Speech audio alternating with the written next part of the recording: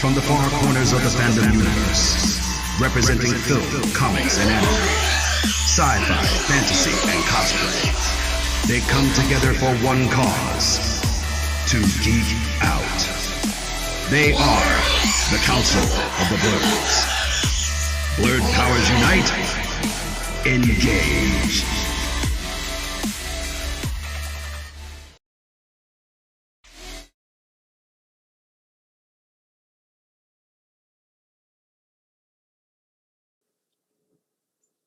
And this is it. Here we go. All right. What's going on, everybody? Welcome back to another episode of the Council of the Blurs. It feels like we've been on here forever. Yeah. We haven't been on here forever. Like, we extended our impromptu hiatus. I don't even think that's a possible thing to do, but apparently we're the first people to do it, I guess. So now we're back. Yeah. Last time we were here, we did a watch party of The Conjuring. Me and Enigma's Girl did a watch party of The Conjuring 3. The Devil Made Me Do It. Pretty cool. Pretty cool movie. It's pretty straight. Mm-hmm. Yeah, pretty much. But we're actually back with a full show now, so there's that to consider. I'm, of course, your host, Kendrick Grey, the Dreadlock Blurred, and all the council is here. I am joined by Dark Angel 29, Enigma's Girl, and HB Gibson. We are actually all here in one spot, so to speak. Before we get into the show, let me just apologize, first of all, because you're probably going to be hearing a lot of things in the background. It is 4th of July, so, some people, not like parks or anything, people are shooting off fireworks. Mm-hmm. There's actually a barbecue going on the outside of our apartment right now, so there's that. I don't know how long it's going to. I can imagine it's probably going to like 2 a.m. or something, maybe. Not quite sure. Right. But, yeah, it's 4th of July today, folks, so... whatever sound effects you hear, whether it's fireworks or music or whatever, people are out having a good time, okay? Me and Tony, we actually just came back from a barbecue that a friend of ours was holding today and tomorrow. He's actually doing this tomorrow too. I don't think we're making it tomorrow. We made it out today because today was a free day, of course, but it was cool to chill, hang out, stuff like that. At this point, 4th of July is just another day off for us. And the fact and the fact that it was on a Sunday, it was just like, okay, whatever. Okay. I mean, I know most businesses are going to observe it tomorrow. So a lot of places are going to be closed or closing early or just closing in general. I actually don't have to work tomorrow, so that's kind of a plus. I took a bit of a staycation from the dojo last week. Isn't that wonderful? Because I just needed a break. I needed to chill at home, needed to relax and chill and let my body just cool out for a bit. I mean, I was still kind of busy, of course, I'm in the midst of doing a couple of things right now, but other than that, I was able to chill out and relax. Me and Ty were able to chill, watch TV. We didn't catch up on a lot of things because there's not a lot of things on TV right now. Right. So that's going to be one of the things we're going to be talking about later on in the show. But but essentially... A whole lot less things on television now. Yeah, so that was kind of it. But again, we're gonna try to get back to some consistency with this thing now. Maybe every week or maybe every other week, depending on how we're looking. It is what it is, folks. It is what it is. But we're back. Yes. We're back. We are back. Yeah. So we're back. How's everybody been doing? Because we actually haven't really had a chance to really check in on each other and see what's going on. Oh wow, yeah. HB, I know you've been busy, with a whole bunch of work, with an audio book and a whole bunch of stuff, man. Yeah, yes, it is going very well. I'm in the what you call the editing process, which is harder than the recording part. I'm finding, but I'm in the editing process. I'm supposed to have it done by July, but I know that the gentleman that I'm doing the audiobook with is going to be patient. Okay. Cool. So because because of the deal that we have. Also in the middle of doing an audio drama based on an online comic book called the Boston Metaphysical Society. Mm-hmm. I'm playing Thomas Edison. It's like a steampunk alternate history thing. Nice. And we have actual historical figures like Granville T. Woods. Granville T. Woods is a black inventor, and Thomas Edison ripped off of him. I'm playing Thomas Edison, and what else am I doing? Just my podcast, the HB Gibson podcast, is actually going to be featured in a stoner film. Nice. Yeah. Very nice. It's called Moon Rocks. It's like a combination of Pineapple Express and Independence Day. Okay. And and tons other things. I mean, if I told you everything that I was doing, I feel like I'm showing off. Oh. But it's a blessing. And I'm gonna tell you something. Hey, listen. We have a person here on the show that, without her coaching and her help, I don't think I'd be doing this.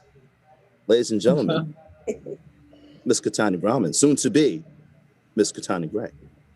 All right. Hey, what's that? The K. What is it called? Yeah. I mean, I've been doing my agency work. For people who don't know, I own a branding agency. It's called the K District. K District, yes. But what Harold is talking about is my program where I help artists turn their art into a business, or at least get paid what they're worth getting paid for their talent. Mm-hmm. So Power Brands, Messy Hands. Power Brands and Messy Hands. Yeah. So yes, I did help Harold, get himself out there, because this dude is super talented, guys. Super talented at what he does. He should be getting paid and should be getting paid well for it. Thank you. Finally getting to that point. Yeah, finally getting the dollars are starting to. It's like the shower before the storm that's going. But I am, I really cannot see myself. As a matter of fact, an old job called me back, and I didn't answer the phone. I mean, I just listened to the message and everything. I cannot see myself going back to this job, and I'll just say, having a certain group handing me their keys to park their cars anymore. No, it makes me sick. Yeah. we're not doing that anymore. So. We're not doing that. But yeah, there it is. All right. So yeah, and then with me, I've just been working on pretty much with people like Harold, and getting some more stuff out there, because I have been taking a bit of a break. Just planning Dreadlock Blurred and I wedding, and I don't know, just being on the chill side. But I do realize if I'm going to pay for this wedding, I need to get back to work. So that's what the plan is now, is to just build my clientele and my business back up. And then other than that, I do know that a couple of people on Instagram have hit me up saying they couldn't find me on Twitch. That's because I'm not under Dark Angel 29 on Twitch. That name was actually taken when I signed up for Twitch. So it's K. It is K the Dark Angel. Dark spelled EARHK. Like Damien Dark from the Hours, just so you guys haven't figured that out yet. So exactly. So it's if people want to find me on Twitch, it's under K the Dark Angel. Yeah. Kim, what about you? Me? Nothing exciting, actually. Right now, it's more so just doing some background stuff and working with editing programs right now, because my biggest thing is trying to get my channel up and running, which I've been trying to do since I've moved down here. It's been the hardest thing so far, especially with this new job that I have. The hours are a little bit off, but trying to actually, get the channel up and running. I think we just started our TikTok channel recently. Yes, that's right. Working on that full time. So like, just so everybody knows, you heard it correct. We actually have our own TikTok at the moment.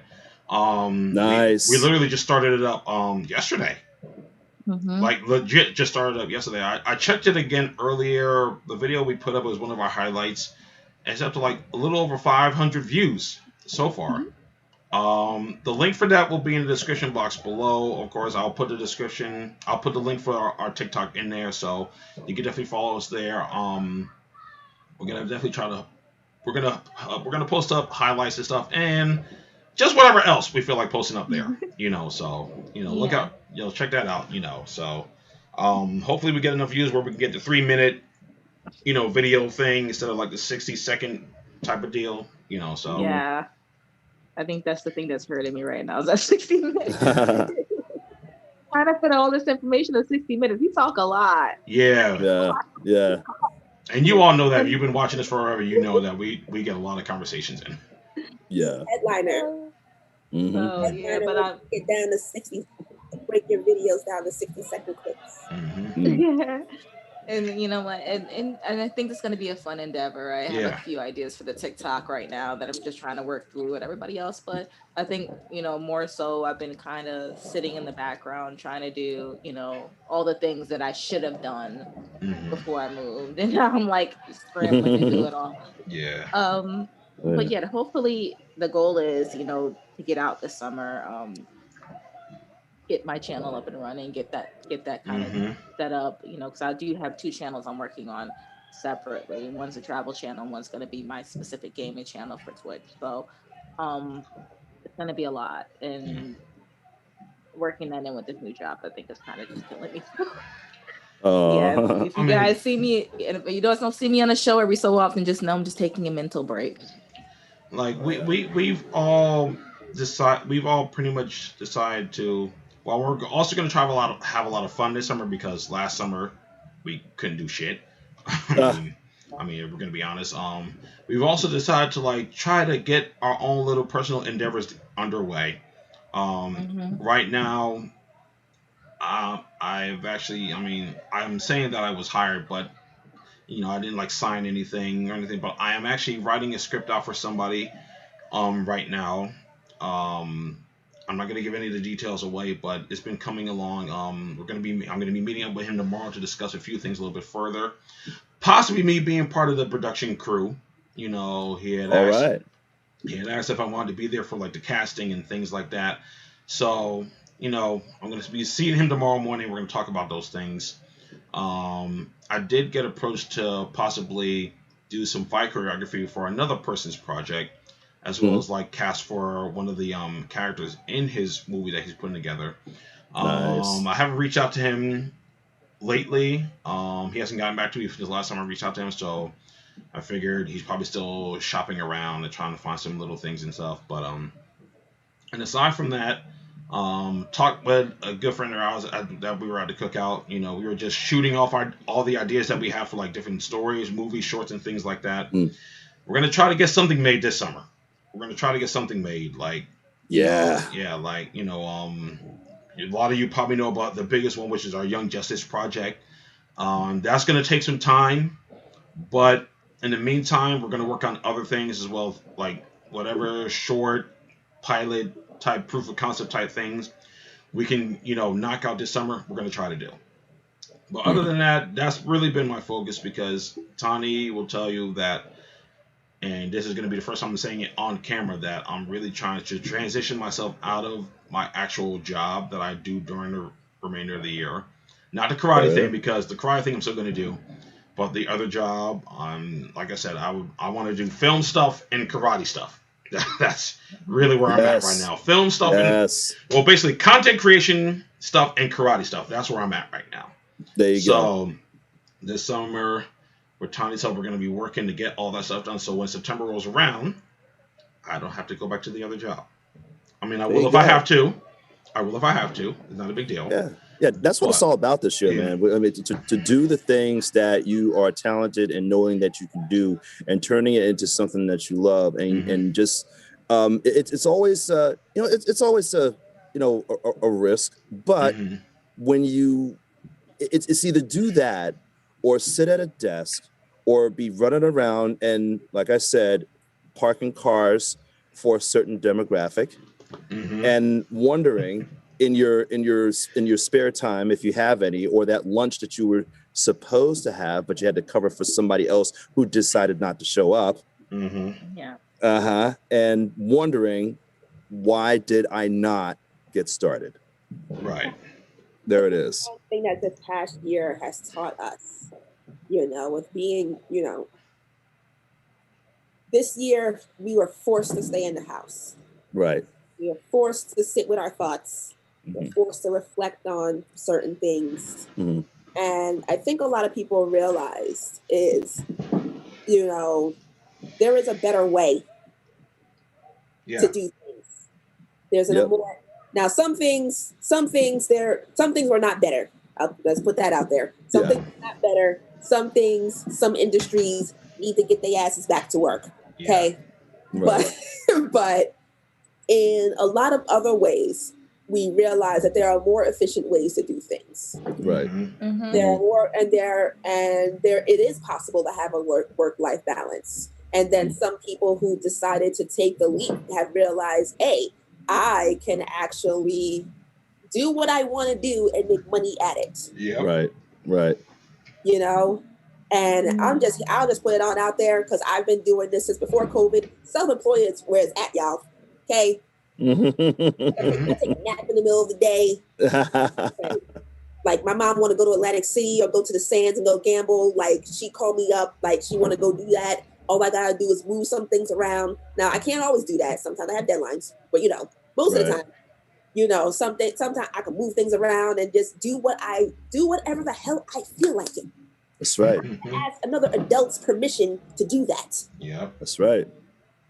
And I think a lot more people realize that in this past year. Yep. Whether they just started freelancing on their own, or just even if they're just driving for Uber and Lyft, because Uber and Lyft is paying like gangbusters right now because they have a lot less drivers now. And I don't know that from experience. I know that from other people who do it. But I'm just saying. Right. People have realized that there's just a better way to do things, and there's a way to do it on their own terms. Yeah. Yep. So, I mean, ladies and gentlemen, that's where we're at right now. We're just trying to keep things moving forward to be our own, I guess, independent contractors. Yeah, our own bosses, basically. Basically, that's pretty much your own bosses and stuff. Before we can tell you, just let us know if we're coming in clear. Let us know if you can hear each and every one of us. If you can't, let us know in the comment section. And feel free to join in on the conversation about any aspect of the show. We don't know how long we're going to be on here, but, we're just going to talk because we have a lot of catching up to do and a lot of things to... Just wanted to hang out with y'all today. Yes. So, like I said, this is a hiatus breaker. So this is our official hiatus breaker, So we're going to be covering a lot of things because from the last time we did our show, which was like when?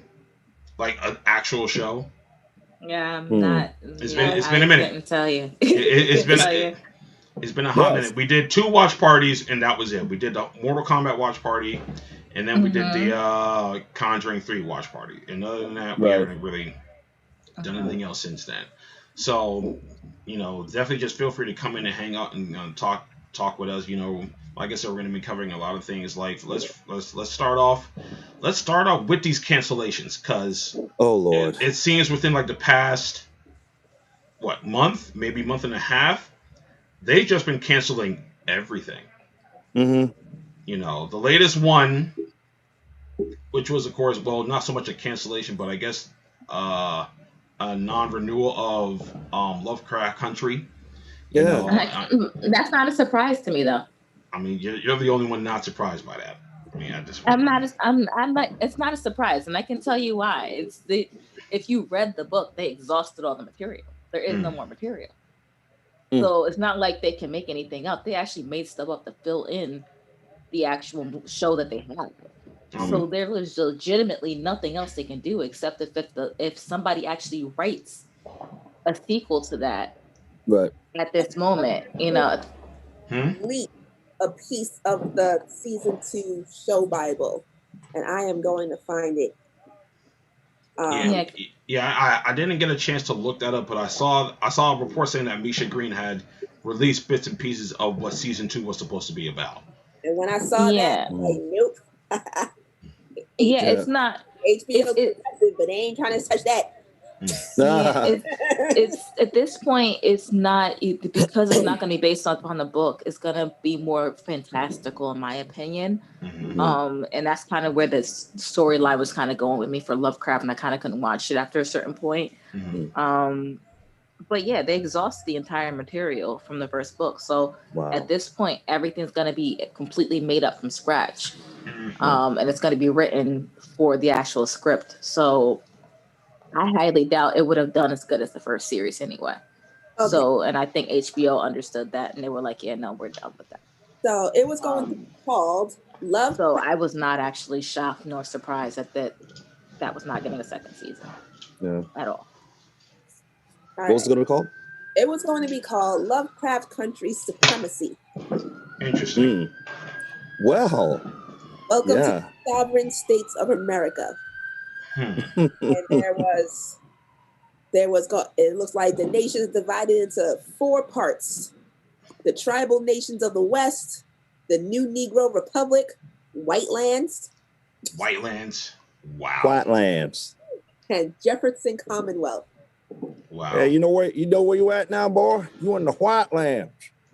And it says the season 2 of Lovecraft Country begins in a new world, and that new world is a country that sits precisely where the United States used to sit. And most of the country looks like the tribal nations of the West, like a good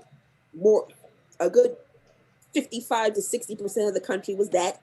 Then there's a little strip of White Lands, and then a little piece of Jefferson Commonwealth, and then the second largest portion was the New Negro Republic, which is pretty much most of the South and Midwest.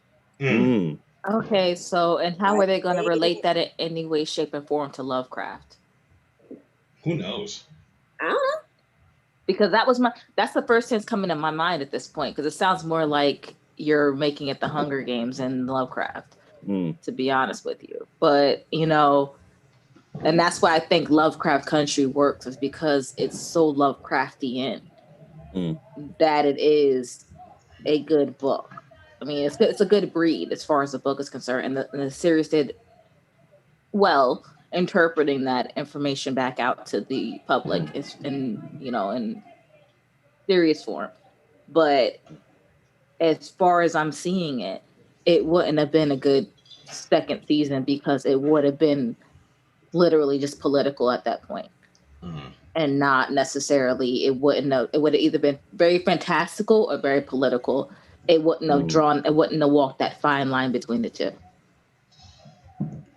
They would have gotten a little too woke. It needs to stay. It could be because of the particular group that this tweet was shared in, but everybody was here for it. I think I was a little here for it too, actually. Yeah. I think I would have just watched regardless, because I'm all for seeing Black actors in shit that's outside of the normal narrative of like slave movies or shit like that. I would have watched that, but that's one casualty. Another casualty that still boggles my fucking mind is Manifest. Like, it was too late. It was too late for that. Like, Manifest. I mean, me and Tani, we were invested in Manifest from the first season.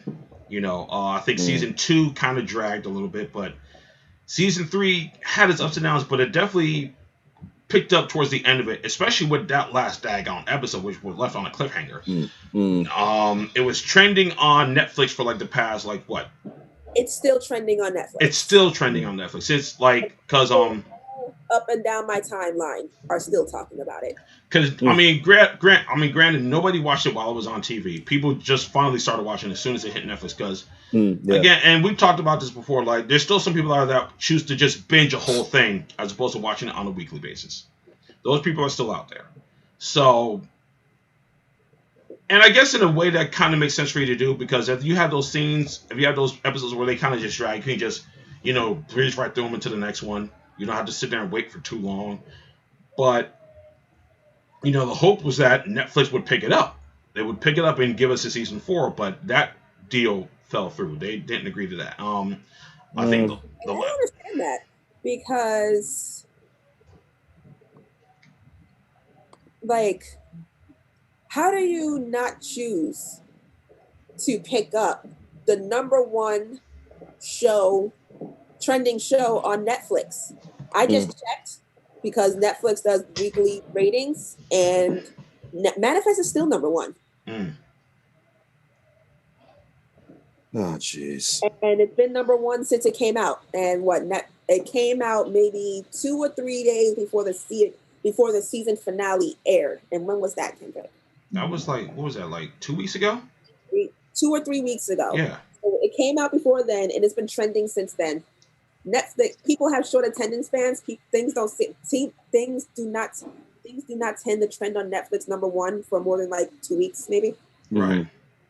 And it's still I just checked, it's still #1. So do you think that Netflix is going to pick it up? Because it looks like what they're saying is that basically the reason why they're canceling is because it was such low ratings on the actual network. Yeah. And so the thing is that if Netflix picks it up, then like they have done with series in the past, they might actually be able to keep that and continue that if they give them the rights to do so. So that's a possibility. That's what the showrunners were hoping, but Netflix actually passed on it. Oh, really? And I found that weird that the thing that's trending #1 right now, you're going to not pick up. Yeah. But the showrunners are actually hoping to turn it into a movie. The writers and the showrunner wants the show series they want the chance to at least wrap up the story because of how it ended. Yeah. And I think I published that maybe 2 days ago when they had said they're gonna try to make it try to get it made into a film. And like I said, like the season finale. I mean, I guess you can call it the series finale until a decision is made on where they want to finish it up with a movie. This series finale left on like a major cliffhanger. Like I would say, like maybe the last like what?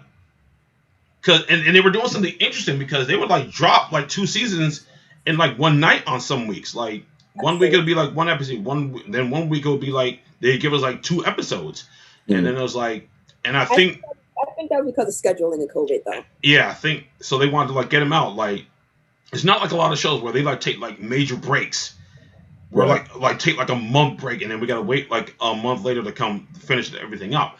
But I like what they did. But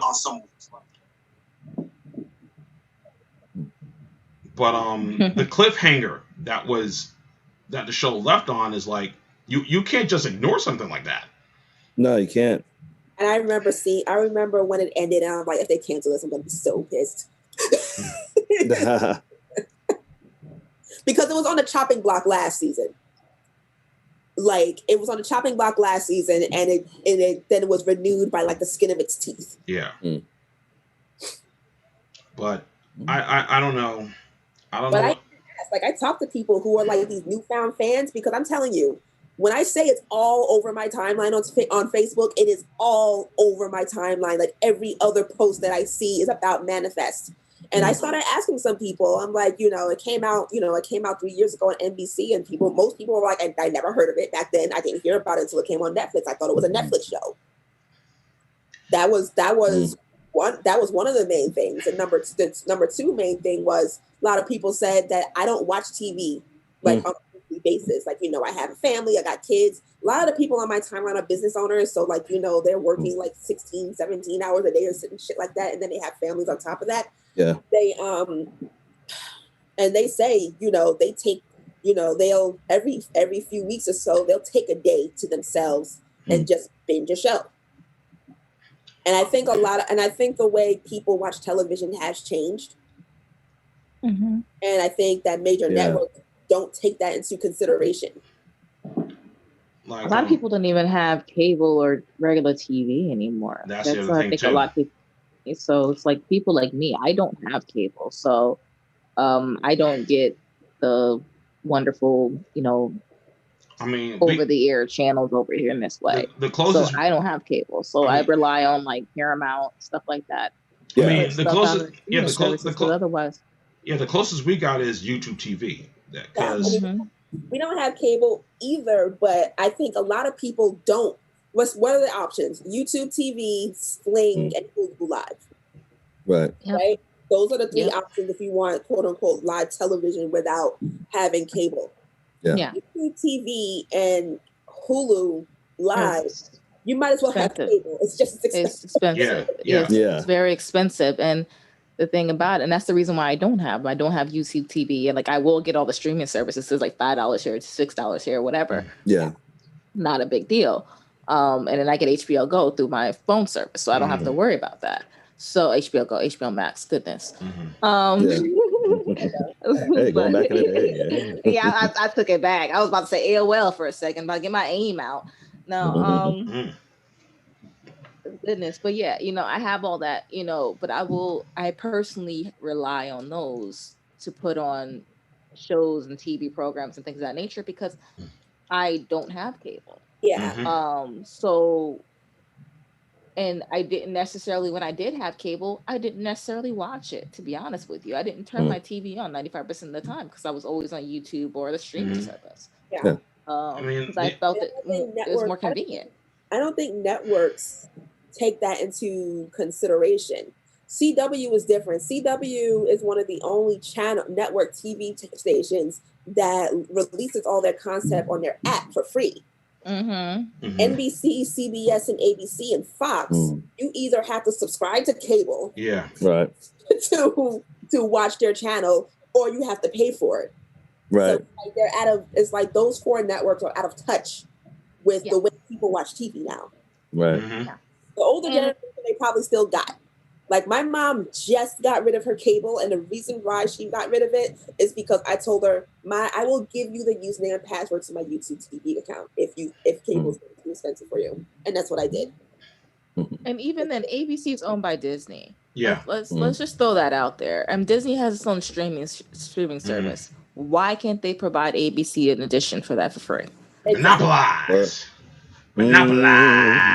There we go. I mean, just going back. Sorry. I'm about to go to church. Just going back to Manifest real quick. Like, I haven't seen it a lot on my timeline for Facebook, but I've seen like a lot of people on like different social media platforms talk about it. Like, I've seen comedians like make jokes about Manifest now because I'm like, you people are really not just watching this show, but at the same time, NBC didn't advertise this as much as they probably should have. Like, think about like back in the early 2000s. I was watching. I don't even know what the hell else. Channel 4 is NBC in our area. I don't even know what the hell else I was watching on Channel 4 to even see previews from Manifest. Right. I don't remember what I was watching on there either, because I don't watch Channel 4.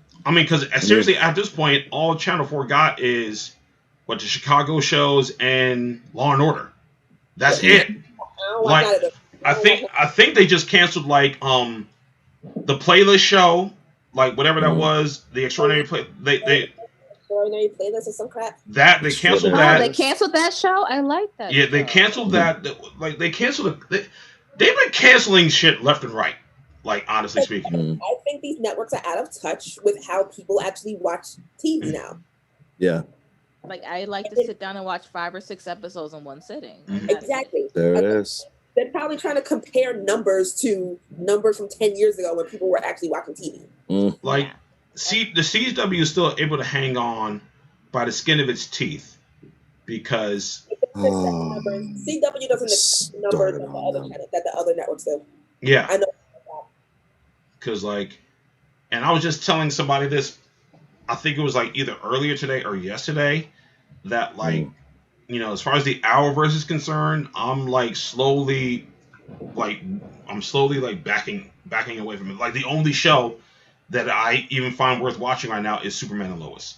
That's it. Superman and Lois is actually pretty daggone brilliant compared to everything else. And honestly, I wouldn't be surprised if they just, I actually hope they just move it over to HBO Max and just keep it moving, to be honest with you. Huh? That and Stargirl. Yes. Seriously, because even Flash, and I love the Flash. The Flash this season is, I've been kind of in and out because I don't know where they're going. Supergirl is practically done. This is this last season of Supergirl. Yeah. Legends of Tomorrow is just in its own little world. I'm just watching it to see what kind of crazy shit they do. Batwoman sucked this season. I mean, and I barely held on to the first season. The next season is the last season, so Yeah, so good Black. thing that chick has another job. I mean, Yeah. Black Lightning is done, and I Yeah. am upset that we're not getting a Painkiller series, because honestly, I found him to be one of the better characters on the show.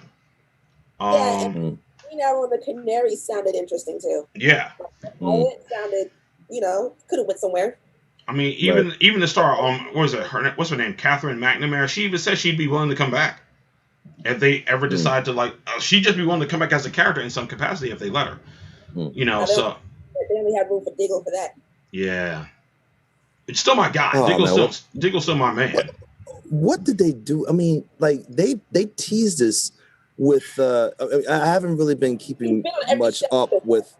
Yeah, I mean, I haven't been really keeping much up with with the Flash and everybody else, and then that little thing at the end when he opened up the box and there was something green in it, and everybody and their mama thought that maybe Diggle's last name is actually Stewart, and that's just a cover name. Maybe we're gonna get the John Stewart Green Lantern. No. Why are they afraid to have a John Stewart Green Warner Lantern? Brothers is dumb. Why are they so scared? Yeah, we're gonna have we need to do a show called Warner Brothers is Dumb, because I was really hoping that we would be able to see Batwing in some kind of capacity, because in the beginning of Batwoman we saw Luke Fox and I was just like, oh my god, they made Luke Fox this real nerdy, dorky, wimpy, whack, wimpy, weak dude, and now we had this racial profile issue, and now he wants to be Batwing. He becomes Batwing, and they didn't even do that right. I mean, he obviously has it in them. Remember the Elseworlds or whatever other world Luke Fox? He was So he obviously has it in him. But it's in him. I remember that episode. Yeah. They hyped Batwing up so much, and he literally only had one scene. It was whack as hell. That whole season finale was whack as hell. I am done with that show. The fact that he will be in it next season. I want to hear that. Well, the next season. Remember what I posted that one time? I said that they would probably have him in the Batwing suit and have it malfunction in some kind of goofy ass way, and it did. It did. I'm done with that show. I'm really Black Clark Kent. Stop it. Diggle showing up in all of these episodes of other shows. I'm curious to see what he's going to do with Superman, because I mean he shows up in Batwoman. Nobody knows who he is, because I don't think Luke doesn't even know who he is. Did Kate Kane ever meet John? Did she? I had to go back. I feel like for maybe a split second, but I could be wrong. Okay. And then he shows up in Legends, but he's not Diggle. Yeah. And now he's going to show up in a future episode of Superman and Lois. So, wait, did he come in a Flash? Did he show up in a Flash episode? Not yet. Okay. So, I think he's supposed to be showing up in one of the next episodes or something. Okay. So, for some reason, Diggle is making his rounds in these different cities. Maybe he's trying to figure out what happened to him. I mean, one of the promos showed the scene where he picked up the box with the green glowing light in it, and I'm like, if y'all not going to do nothing with that, why would you show that again? Y'all not going to do nothing with that. Y'all already established that. Well, remember, he was moving. All right, so at the end of Arrow, he was moving to Metropolis, right? Mm-hmm. So I'm like, all right, obviously he's going to show up as Superman and Lois. It's stupid if he doesn't. Right. Even though they don't even live in Metropolis anymore, but that's neither here nor there.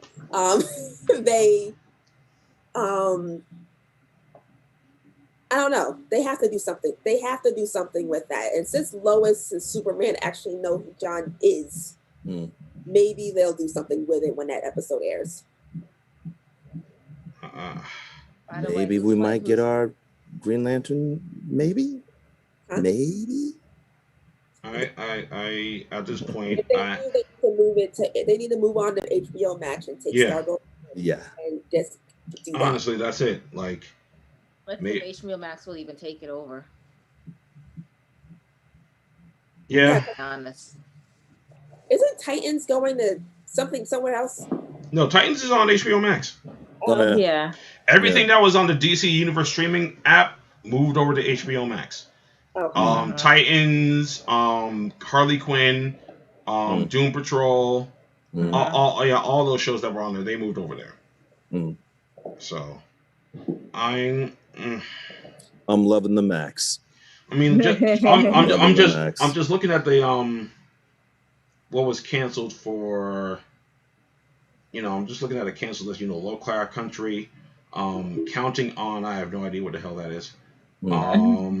Good Girls was canceled from NBC. That was another NBC show that I knew that was canceled. Essentia, All Rise, American Gods. We knew that. American Housewife, Animal Kingdom, Atypical. Better Call Saul. I mean, Blackish.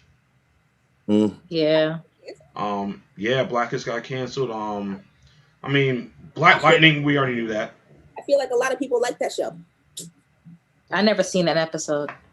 I've never seen an episode either, but like I said, it sounded like a lot of people liked it. Yeah. By the way, somebody is making me miss Jersey with all the house music right now. Yeah. Oh yeah. Oh, I heard it. Yeah. Somebody is we got an episode with sound effects today. Yep. Like this. Real quick, just going. Randomly see me singing, dancing over here. Don't mind me. Just going in the comments real quick. Daryl asked how we were doing and if we were ready for Black Widow this week. I'm gonna be kind of honest with you. I'm gonna watch Black Widow because it's MCU, but honestly, I'm not like super hyped for it. Right. They didn't do as much. Huh? They didn't do as much advertising for that. I was like, are we going to the movie? It up as much. They didn't do much. I don't even know. So we're probably gonna get a disservice in this movie. I'm gonna give it a shot. I mean, some of the reviews I've been seeing and watched on YouTube saying that like it had like good potential, but like it just falls apart in certain places.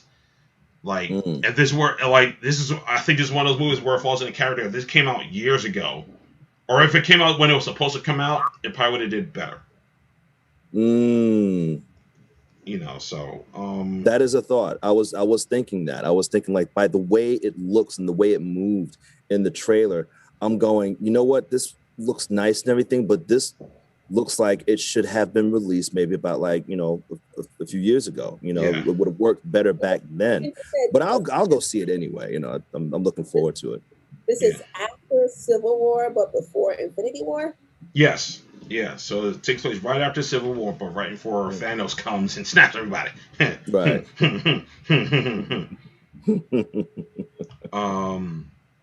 He also asked if we were ready for Invincible Season 2 and The Boys Season 3. Of course. So ready for Invincible Season 2. Can't wait for Season 2 of Invincible, boy. What? Invincible was that surprise left hook that I actually enjoyed. Can I have another, please? I don't watch characters. Like, that's just not my thing. And I have no idea why I decided to even sit down next to Kendrick and watch it, but I did, and I am so happy I did. Yeah. That Invincible though, like we were talking about it at the cookout earlier, and we were saying how just from that first episode, especially that post-credit scene in the first episode, I was like, what is going on here? Because I've been to the comic book shop plenty of times, and I'll always see it there, but I was never interested enough to pick it up and read it. Right. But I was just like, I saw the promos for it. I'm like, okay, superhero show. It's on Amazon Prime. That means it's free. I'll check it out. Started watching this mess. I was like, oh my God, I can't wait for the next episode.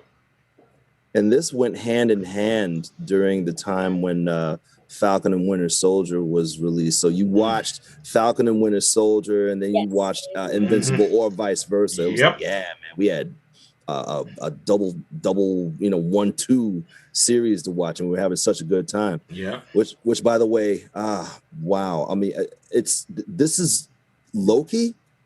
Yeah. Don't, because I am way behind on Loki right now. It is not even funny how behind I am. We won't go into any plot points or anything else, but I'm gonna tell you something. When I first said there was going to be a Loki series, I was like, what the hell are they going to do with Loki? And I was like, okay, well, if I know the MCU and their writing and their writer's room and everything, they're going to know how to put stuff together. And I'm like, this is freaking fascinating. Yeah. Loki is my dude. I like this guy. See, my problem is I have to find time where I'm not tired to watch it, because those first 2 episodes are killing me. And I got through the first one. I'm halfway through the second one, and I'm like, okay, I need a nap. I mean, we're lucky enough that we could catch it like middle of the day and stuff when it drops. Like, so it was like, when Tommy takes a break and we can we've only got like how many more episodes left? What 3 more? Yeah. Yeah. And it's funny because when somebody was talking about, with Manifest, and, it made sense what she said. She's like, I'm busy. I have a family. I run a business. And, I just take some time every few weeks or so to just a day to myself and binge watch a couple of shows. Uh-huh. And, it dawned on me, it kind of like just dawned on me that people do that. Cause see, I schedule my business like around my life. Like, it's like my life takes precedent over, and like my life and mental health take precedence over my health. And I'm like, look, I'm going to work from this time to this time, and then I'm going to take a couple of hours to just chill and do nothing if I want to, or watch TV if I want to, right? And then go back. So it's like, I don't know. I'm still. The only reason why I brought that up is because I'm still thinking about Manifest. People need to get their shit together. These networks need to get their shit together, and some streaming services to pick up Manifest and go, so that busy people can watch it too. And pick up Watchmen while you're at it. Yeah, please. I really want to Watchmen season 2. I really do. Oh yeah. I really do. He also asked about The Boys season 3. Of course. Invincible and The Boys go hand in hand for us at this point. Like, literally. I don't watch The Boys. Yeah, I'm ready to see Jensen Ackles as Soldier Boy. I'm ready to see all these previous heroes that were part of the 7 before the current 7 and stuff. So I'm definitely down for that. Yes. Daryl also asked what we thought about the trailer for the new Mortal Kombat animated movie. So what he's talking about is Mortal Kombat Legends Battle for the Realms, which is the sequel to Mortal Kombat Legends Scorpion's Revenge. Now Scorpion's Revenge came out last summer, actually. Around this time, actually. Came out around this time last summer. I actually still have it. I bought it. I bought it, and I enjoy every minute of it. It's definitely a better put together movie than the Mortal Kombat movie that came out this year. I mean, if I'm going to be honest with you, it was essentially a retelling of the first Mortal Kombat tournament, and this is going to be a kind of like a reimagining of everything else that takes place after that. But I'm very interested to see where this movie goes. I think it's going to be really cool. But yeah, I watched the trailer a couple days ago, and I watched the Red Band trailer the next day after that. I'm definitely hyped for. I mean, honestly speaking, live action is always cool. I mean, live action is always going to be my first go-to thing for me. It is, but if you can't succeed in live action, go to the next best thing. An animated movie universe for Mortal Kombat kind of fits well. There's a lot you can get away with little to no fuss. Yeah. So I can definitely look at Invincible. I was like, oh my god, this could never be live action. Exactly. I mean, honestly speaking, between Invincible and The Boys, The Boys might be a little bit more tame than Invincible. Yeah. But it's if Invincible was a live action movie, there'd have to be a super uncut, unrated version for home release. It would. That's how it would have to go. they'd have to like scale everything down for it to be suitable to be shown on in the movie theater. But I was even appalled as a cartoon. I was like, oh my God. Yeah. I'll just say this. Subway scene. Yeah.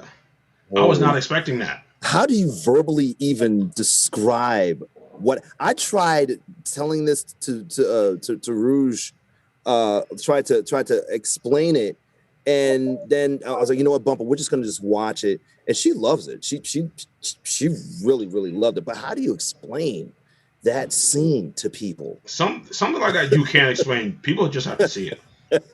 That's my thing. People just got to see it at that point. You can't explain that one. Like, no, you just got to watch this. I was trying to explain it, and like, I said total carnage, but I think I told the person, I was like, beyond carnage, like I can't even explain to you. Come on, son, we're gonna have a Subway sandwich.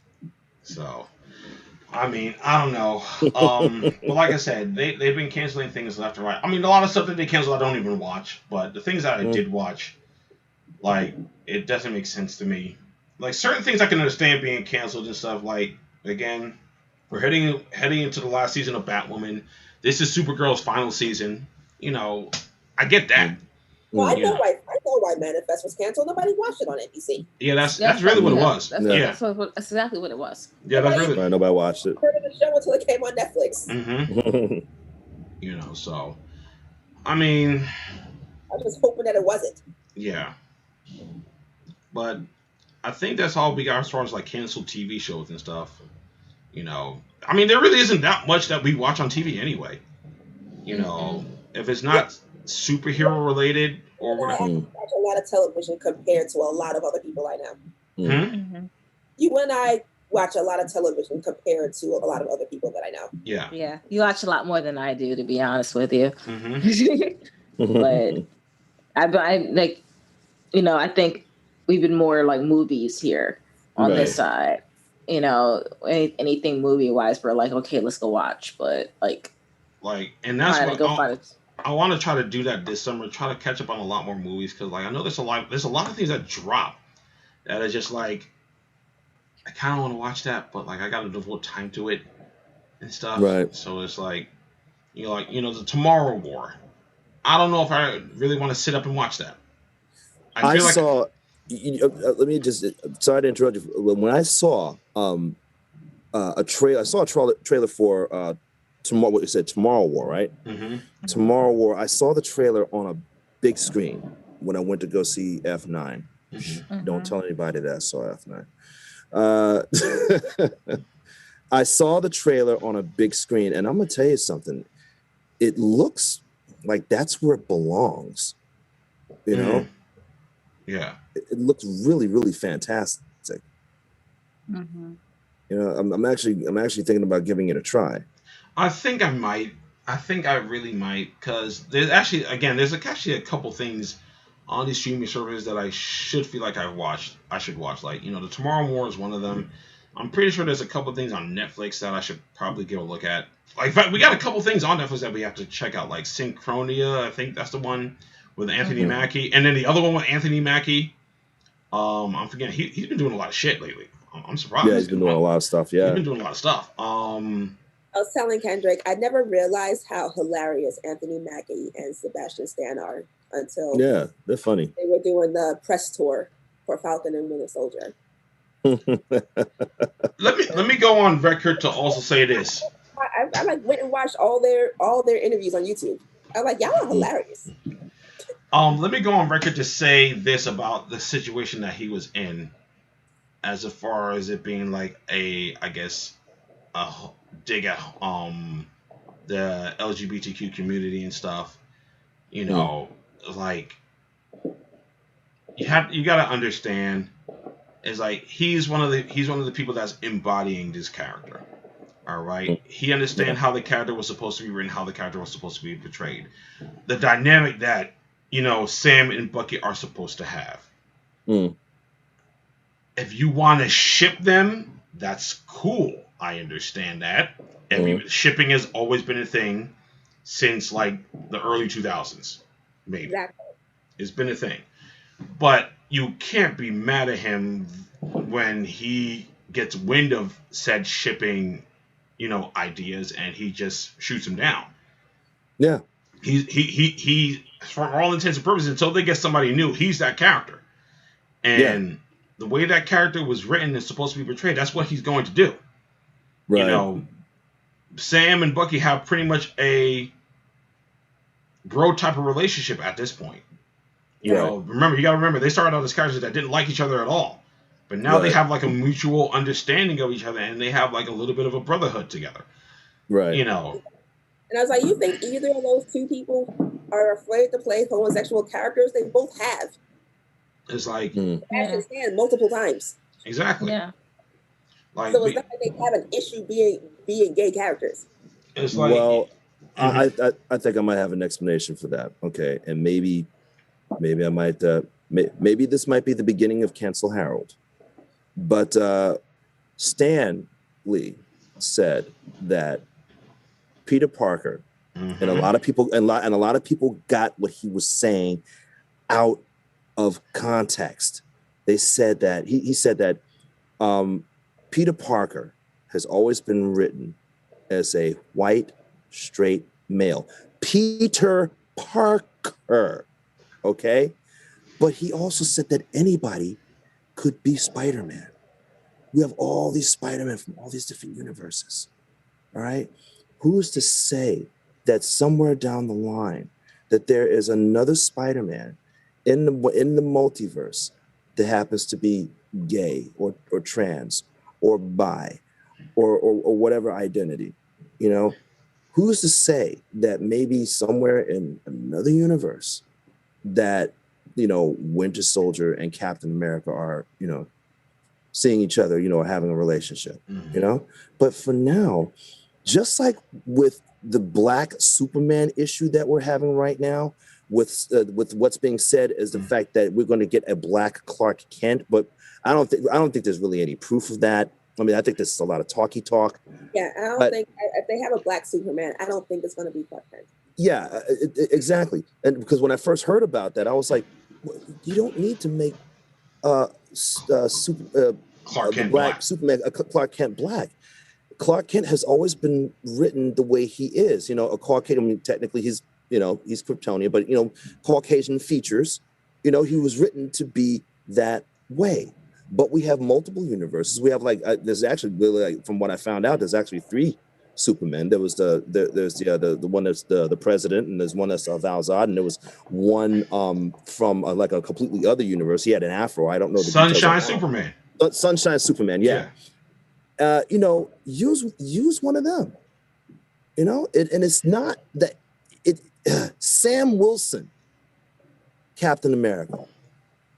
Keep Sam Wilson, Captain America, the way he was written. If you want a gay Captain America, then you write another character, multiverse style, and let's even get off of that. There are so many LGBTQ characters that can be developed. All right, let's talk about Blade, okay? Blade was the most obscure character on the planet. He wasn't a B-list character. He was a C-D-list character. But what did they do? They developed him and made him into a force to be reckoned with, all right? You can't mess with Blade. You can't even talk about the MCU without talking about Blade. We could take one of these, a character that's LGBTQ, give him or her or they a banging. Some of the runaways. I forget their names. Yes, these characters are waiting to be developed into something really, really deep, something really, really nice with a deep lore, a deep storytelling that people will pay attention to, and their identity will just be a byproduct. They'll just be characters that just happen to be. Of a certain identity, and they're messing around, and they're trying so hard to do all this diversity and everything that they're not making them feel real. It's almost. I'm sorry, but it's almost as if in order for you to be Batwoman, you had to be of a different identity. You went from a Kate Kane to what's her name? Ryan Wilder. Yeah, Ryan Wilder. Yeah. Okay. Okay, and she's the identity is bisexual, I think. No, she's no, okay. Kane was a lesbian. Okay. And so is Ryan Wilder. She's a lesbian too. And and Ryan was bisexual. Okay. All right. So all right. Well, hey, we wanted a character that represents a certain group, a certain demographic, so that we can be inclusive and say, hey, we're heroes too. He's a hero, she's a hero, they're a hero, right? But not at the expense of crappy writing. Yeah. And trying to mush it in our face. Like, yes, we're gonna have an LGBTQ. Yeah, fine, LGBTQ, but make it a good character. Give me something I can get behind. I will say that is one thing that Black Lightning did well. Yes. Mm-hmm. Yes. They wrote Nyssa very, very well. It was, she had a girlfriend, then wife. Yes. And that's it. Right. Yeah. That was it. They didn't harp on it. It wasn't this big announcement. And I will say, even with Supergirl, when Alex came out, I feel like that was written well, because even though it was one of those things where, like, they kind of made a big deal about it, it was the thing that I feel like a lot of people in the LGBTQ community go through. Mm-hmm. And so I feel like Alex's coming out was written well, and then Nyssa's character was written well. Mm-hmm. So in the same conversation, how do you guys feel about Loki? I mean, that's just a given.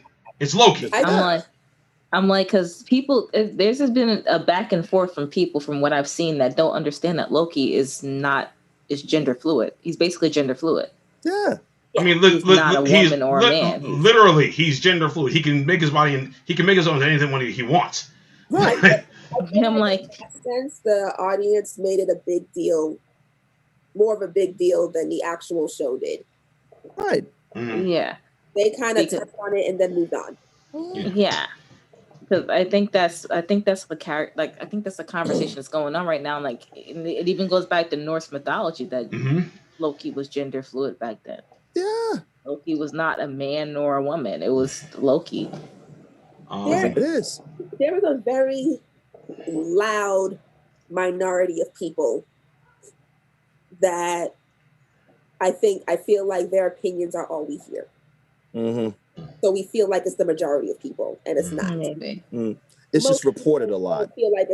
I feel like most people don't feel like it's a big deal. Whether people who are in the LGBTQ community or not, like they feel like they feel most people don't feel like it's a big deal. Yeah. It's often the people who aren't even a part of the community who make it more of a big. Usually. There it is. Yeah. There it is. Pretty much what it is. Like virtue signaling others who try to speak for our issues. Like, thank you, I know you mean well, but stop.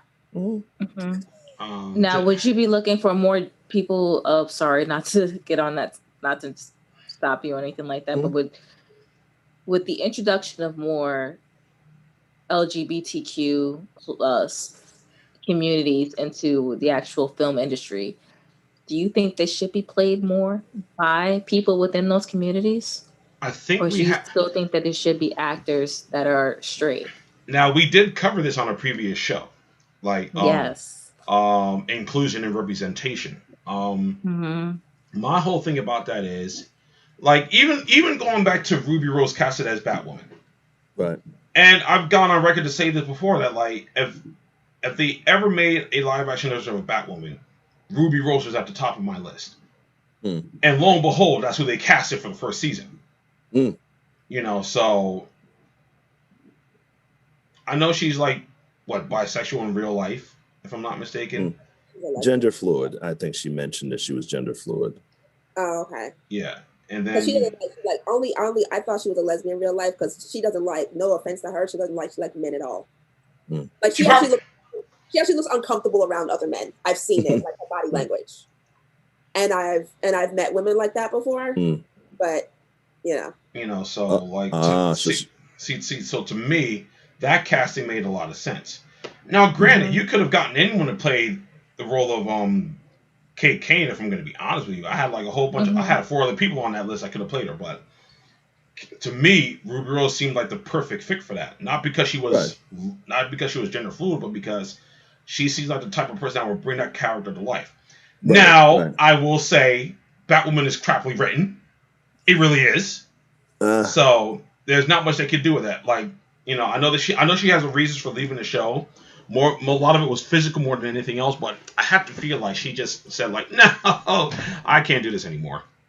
I mean, she did say that part of the reason why she doesn't like the whole TV schedule thing as far as filming and stuff. I don't think she likes television shows. I think she's more of a movie thing where you can just get in and out and be done with it, which is fair, Yeah. TV schedule, especially the CW TV schedule, that's 6 months out of your life. And to live in Vancouver.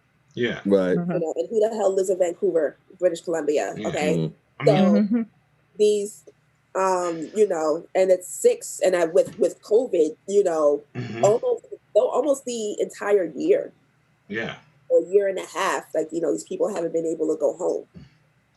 It's not like a movie where you're there for like maybe a couple of weeks to maybe 3 months. Yeah. You're a Marvel movie. Exactly, and you go home. Mm-hmm. Like, I'm just looking in the comments. Daryl asked, mentioned to you, Harold, about we're getting an African American version of Tim Drake. See, and my thing about this is I forget the name of the actor who's playing Tim Drake for season 3, but my whole thing with this is like it would be one thing, and it's the same thing with the kid who they just casted as Bart Allen for Impulse for the Flash TV show. Yeah. Who looks like he could be, Barry Allen and Iris West's great grandson. I get that, but well, you never know at that point because it all depends on who their parents marry. I mean, yeah, that's true. I mean, as far as we, I have a friend who's darker than all of us, but her great grandmother is Polish. But I was just gonna say, we also don't know. I believe that like Impulse might be their son. I think they're writing him to be their son in the show. When in comic book continuity, Bart Allen is like the great grandson of Barry Allen. He's from the future. Right. So I mean, they could be going. I mean, these shows take liberties with the properties and stuff.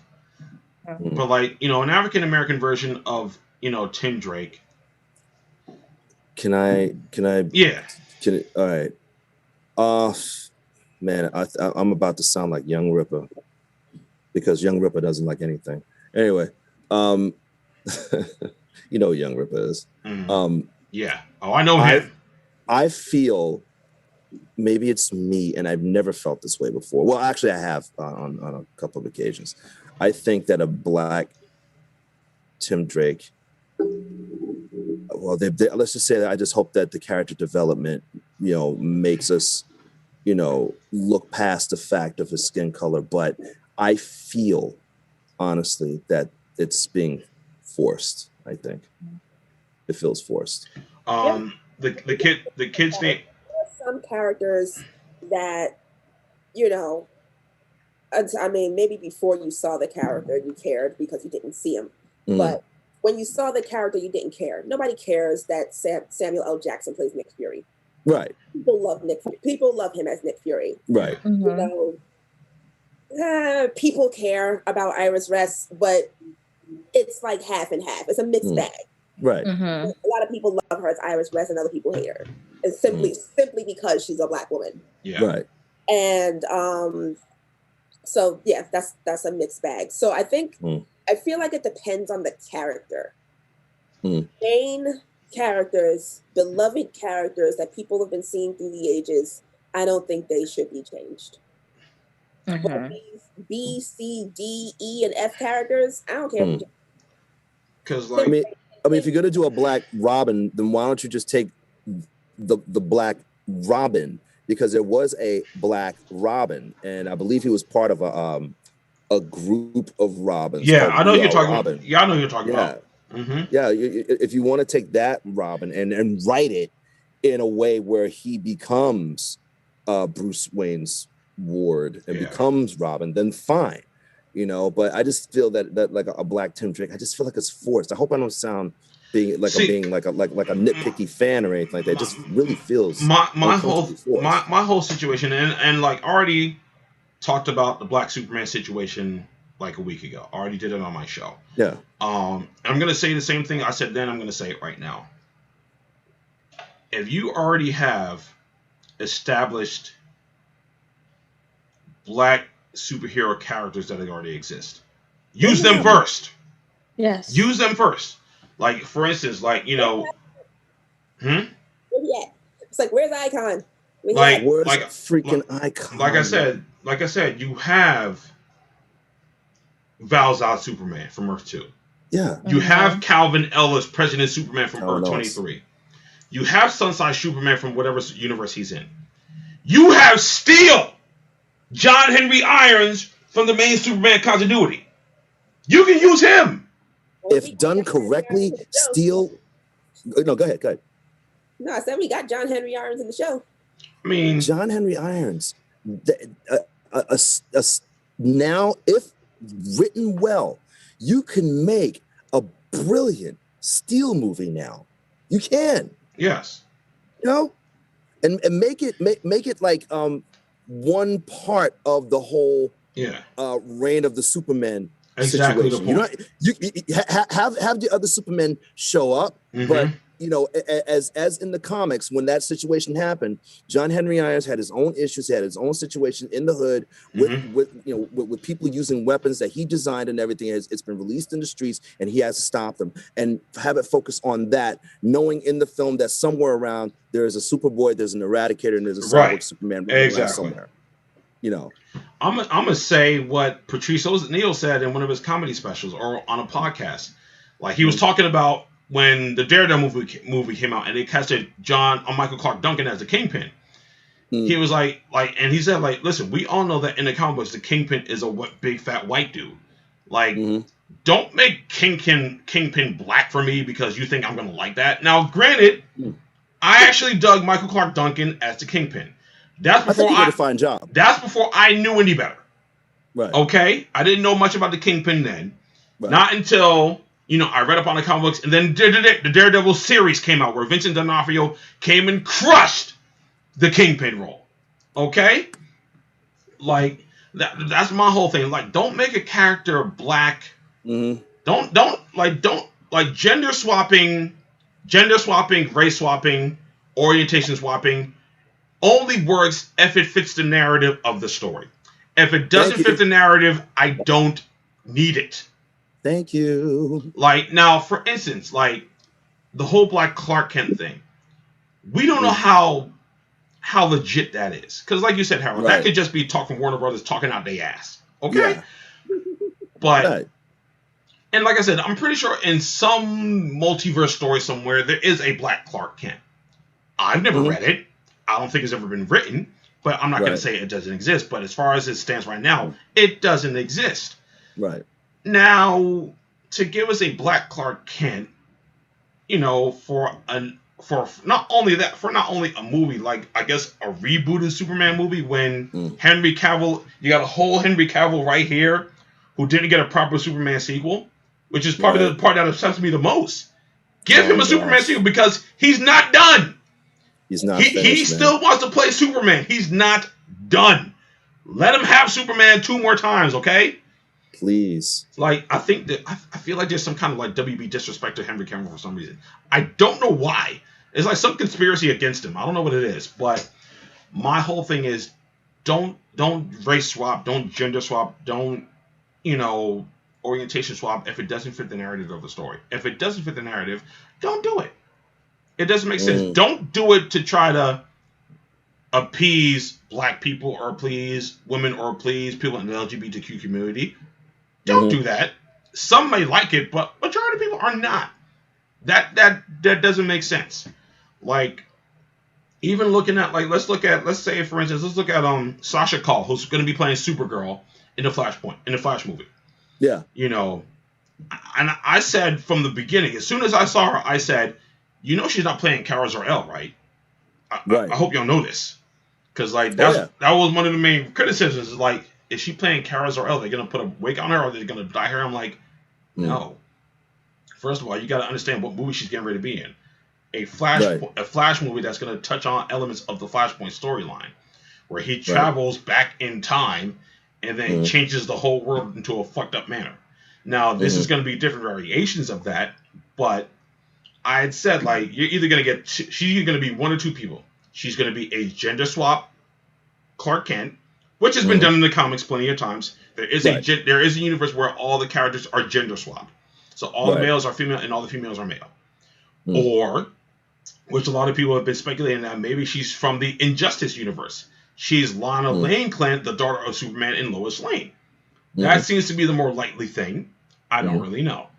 But her costume lets me believe that she's a part of the Zack Snyder DC universe, because her costume is very much like Henry Cavill's Superman suit. Yeah. And not only that, but she has dark hair. She doesn't have blonde hair. She has dark, short hair. You know, so I'm leaning more to the thing that she may be Laura Lane Kent. But they got to mention the fact that this is a universe where Bruce Wayne is old. He had the gray hair, and he had a banging ass Maybach. Like, that Maybach was looking fantastic. I'm like, I don't know what that is, but that might as well just be the Batmobile. But it could be a universe where maybe he's in the Injustice universe. We don't know. Maybe Michael Keaton's Bruce Wayne grew up and like got older in the Injustice universe. We don't know that. But I would be more inclined to think that Sasha Calle is going to be playing Laura Lane Kent as opposed to Kara Zor-El or gender bent Clark Kent. Right. We won't know until they release the official synopsis of that. But see, but that's an example of it being written into the narrative. It already exists, so they were able to use that. You know, like an African American. You said the name was Jay Lacurgo, right? That's the dude's name, right? Playing Tim Drake. Yeah. Now I've seen it before. He looked kind of Spanish to me. I mean, I don't really know, but like, I mean, I know he's very light skinned. He's what do they say, high yellow? Is that what they say? But yeah, I would say so. Yeah. But like I'm like, and in this instance, like, because we don't really know the full synopsis of season 3, we don't. So I imagine that his race doesn't really play a big part in what happens in season 3. You know, it's the same thing with Starfire. You know, Starfire is black in the show, but that's one of those characters where it's like, it kind of doesn't really matter what race she is. I mean, honestly speaking, she's an alien. I mean, like, granted, a lot of people can say, like, well, Clark Kent's an alien too. I'm like, yeah, but he clearly has, like, an actual, you know, visage. Exactly. Right. You know, Starfire could really be kind of any color she wants. It's the same thing with, like, Miss Martian. You know, now, granted, in Supergirl, Miss Martian, you know, puts on the visage of a black girl, but at the same time, in Supergirl, John Jones actually explained why. Yeah, that's true. Martians choose to shapeshift to African Americans. Get why he said it though. Yeah, I forgot why he said it also. But it fit the narrative. Yes, exactly. Why? It's the reason in Supergirl. It's the reason why John Jones thought that Megan was a Green Martian. Green Martian. Yeah. But you know, when he found out that she's actually a white Martian, and you know, he was big mad at that. Yeah. But you know, they worked it all out. Yeah. But but I remember that episode vaguely, and he did explain why the Green Martian. Because there was an episode where there were a whole bunch of Martians, and they were all like, you know, in their human form, they were all black. Right. Like, I mean, and like in most iterations, you know, John Jones is black. You know, he puts on the visage of a black guy. Like, the only exception was like maybe the old Justice League cartoon. That was a different story. But other than that, most iterations they have him as a black guy. You know, but again, that fits the narrative of what was written in the comic books. Like, so like I said, like, unless it fits the narrative of whatever story you're trying to tell. Don't just do it just for the sake of doing it. Okay, right. It doesn't make any sense. I still say for like what I call not throwaway characters, but characters who ain't that important. I don't care if you race or gender swap. Right. Right. You know, like even with Deadshot, you know, Deadshot has always been white in the comic books. You know, you know, Suicide Squad, the movie made him black. Honestly, I didn't really care because, for one, it was Will Smith, so it was cool. But other than that, I don't really care for Deadshot anyway. if I'm gonna be quite honest, I never really cared for him. Throwaway character, at least for you. You know, so like I mean that's just the way I see it. Like, you know, like I mean even like right now, there's a black Batman, like a legit black Batman in DC Comics. Like they can do that in the future now. They can, if they ever want to do a black Batman movie, they can.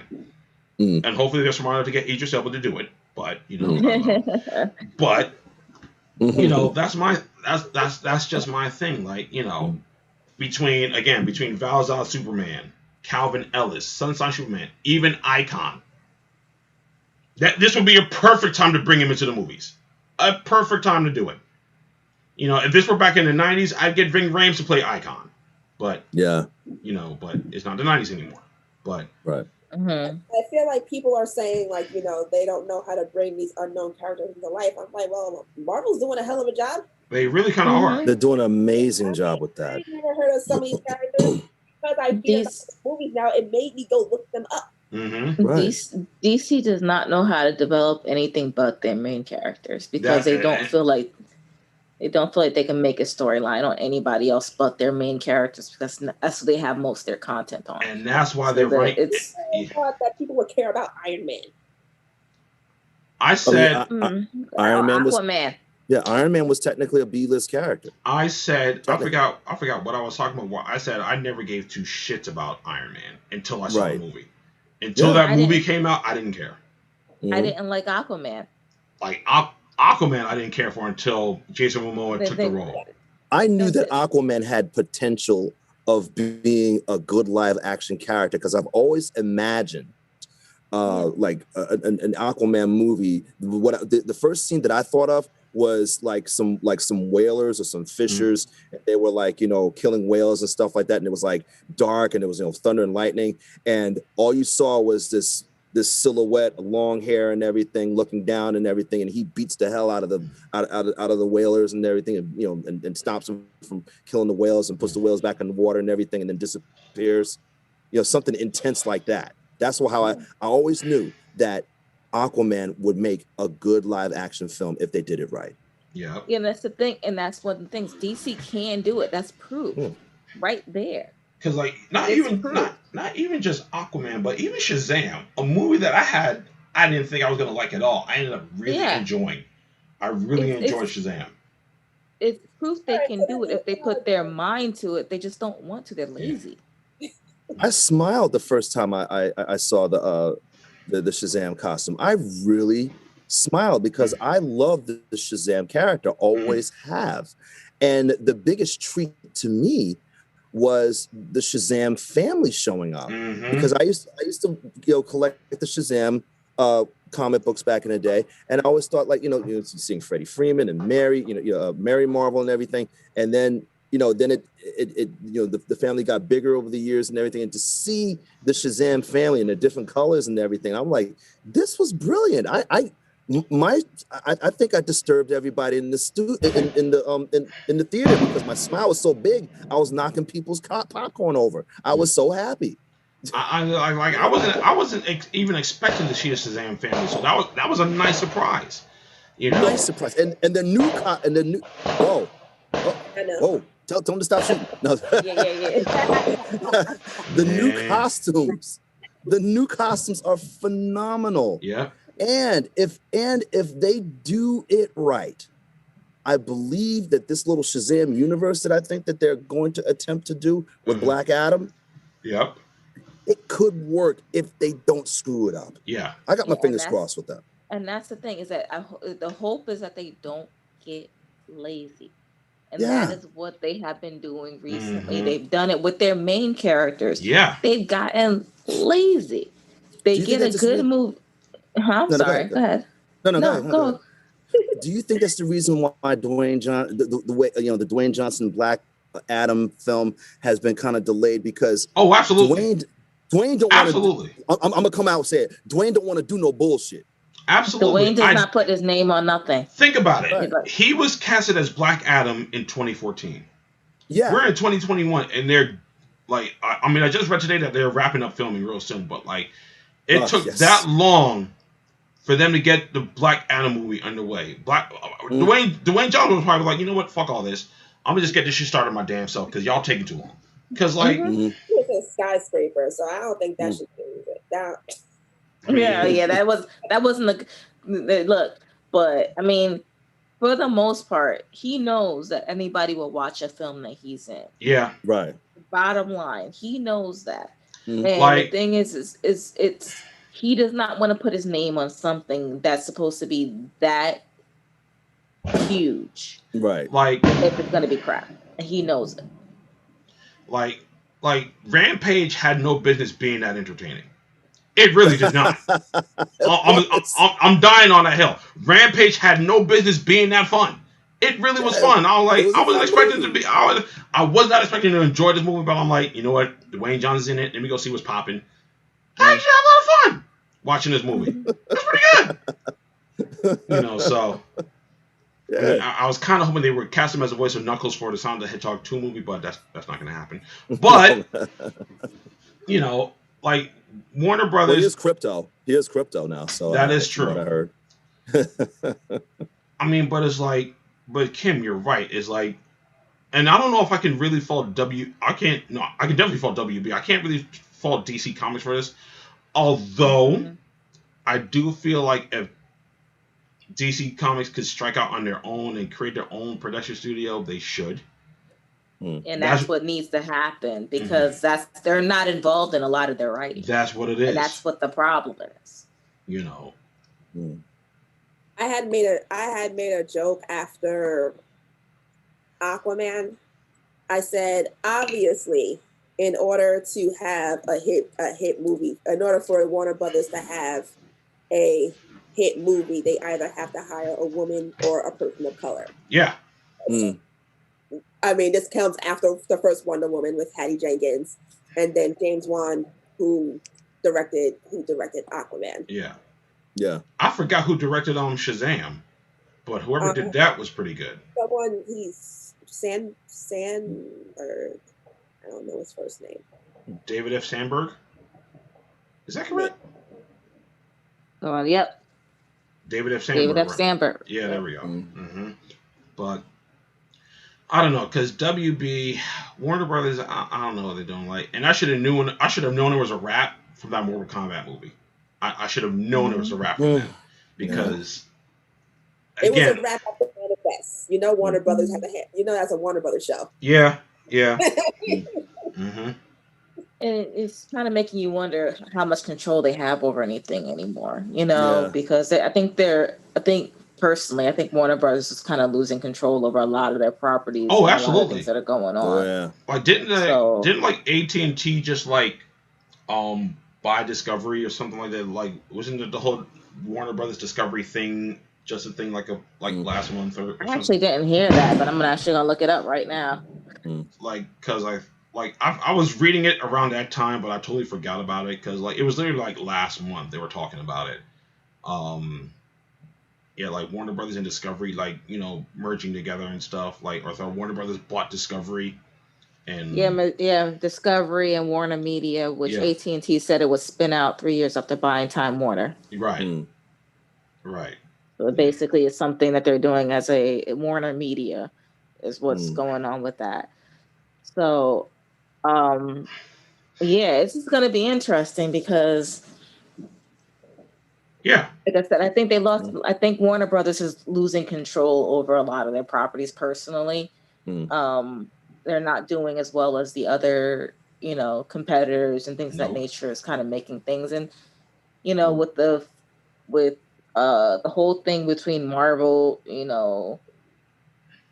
and I believe that's who owns half of the Marvel is Warner Brothers, if I'm correct. The ones like East Coast, West Coast, I think is how it's broken down. And I think it's Warner Brothers that owns the other half of that, if I'm not mistaken. What properties though? Because I was just under the assumption that Disney owned all of Marvel's properties. Nope. Nope, they do not. Disney did not get some of the Marvel. It's a mess. It's kind of like they own the majority of it. Disney owns the majority of the property, but that's the same reason why Universal Studios can also keep characters. I've always I mean, I know. I've always wondered that. Because I know Sony said nope to giving up Spider-Man. I know that. So Sony. Yes, that's what I think owns that. Yeah, Sony it's still a whole mess. Yeah, Sony still has Spider-Man. They're not letting him go. I mean, we already know that Sony owns it. Yeah, we already know Marvel got the rights back to the Fantastic Four and the X-Men. We know that. Right. And then because because Marvel was acquired by Disney, so they no longer have rights to that anymore. So it's mostly just DC, basically, at this point that they have. And at this point, I don't know how long they're going to own DC. Like, I wouldn't be adverse to Disney buying DC. Honestly, at this point, I would not be adverse to that. I have a whole conversation about that, man. But I think that'd be too much, honestly. To be honest with you, I think would be them owning DC and Marvel, which are competitors in the market per se. Yeah. In the comic book market, they are competitors. But they're not stupid, would though. Be a conflict of interest at that point because they would literally throw DC to the wayside because of the fact of how badly they've treated that market in the movie industry. So I would legitimately see them completely throwing that to the wayside and just dealing directly with the moneymaker, which is Marvel. So I can see somebody like HBO or something like that having full rights. And I believe is that Time Warner that owns HBO. Yeah. And when I double check myself again. But see, the thing is, Disney's not dumb. Mm-hmm. Yeah, I have been drinking, so. Disney's not stupid. They know about Marvel. They know about DC. They know if they're smart enough to do what they did with Marvel and get some writers to do DC things with DC, and I know that sounds a little obscure, a little weird. When I say do DC things for DC, I believe Disney, those people are smart enough to know that Marvel and DC are two different animals. Yeah. And if they got a group of writers who know DC, like the writers that they have right now who know Marvel, and get somebody who's really like knows DC, and they can resurrect and fix all the broken pieces of DC and be able to put DC over here and Marvel over there.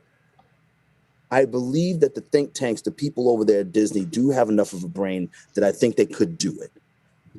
Okay, so who are these writers at the CW? I don't want to know who they are. I mean, I think Arrow was, let's be honest, Arrow was rocking for a while. For a while, yeah. But Arrow was rocking for a while. Flash was rocking for a while. They were. And, I mean, as far as it stands, Greg Berlanti is still in charge. Superman is off to a good start. Stargirl is off to a good start. Then you have, I don't watch these shows, but apparently people do like Doom Patrol and Titans and all of that. Now, so, I do know that as far as like last two, but what if HBO took over these properties in their entirety? That I wouldn't be adverse to that, honestly. And that's what I'm saying, because if HBO can get that, like I said, and again, I'm gonna speak because I believe they are owned by Time Warner. That this is a subsidiary of Time Warner. if that is the case and HBO gets that and they get the whole content, I can see HBO completely turning that around. They definitely could. Yes. Yeah, I can see HBO turning that around entirely because they're going to want that to succeed because it's going to boost their streaming market. Because right now that's where they're making their money. They're no longer making it from cable. They're making it from streaming services. So they don't got Game of Thrones anymore, so they need something. They need something. So if they can actually start, putting out, series and movies and stuff like that and making themselves competitive to things like Netflix. Right. I totally can see HBO. If anybody I can see doing it, I see HBO coming in and taking over. Actually, and I would actually hope they did do that. They definitely need to, because I think at this point, like I said, I wouldn't give it to Disney. I totally would not give that to Disney at all. And that's mainly because of the fact that Disney would pretty much bury it. I mean, they would do something with it, but they're not going to do what they're doing with Marvel because they can't have that competitor. And I don't think they would let them sell that to the competitor, to be honest with you. Yeah. I'm not sure Universal, things that what they're doing, which that's Comcast entity anyway. That's another company I can see taking that over. That would make sense. If Universal wants to buy DC and starts doing that because they have their own setup as well. Makes sense. I can totally see that happening, and that way they have a complete, they have something of their own, and they can change it from the Marvel, from the areas that has all the Marvel characters into a complete DC characters and pull the DC characters out of Six Flags. Because literally that's the only thing that's holding Six Flags right now is the fact that they have a contract with DC. Yeah. To use their characters. So you pull those out, replace those, and now you have a complete DC universe inside of your parks. Because that's what Disney is doing as well. Yeah. Disney's already made what's that, Marvel Campus or something like that. Yeah. Marvel Campus at the Hollywood location. So do the same thing for DC in the Universal locations. Oh man, that's gonna take a and now lot make of that money. a lot. Yeah, exactly. I'm just speaking from like a point of just like who I can think legitimately would. Right. And I think at that point, if Universal got that, they're now going to try to make it competitive. Right. And they're now going to try to make as much money off of that as possible. So long, Spider-Man, right?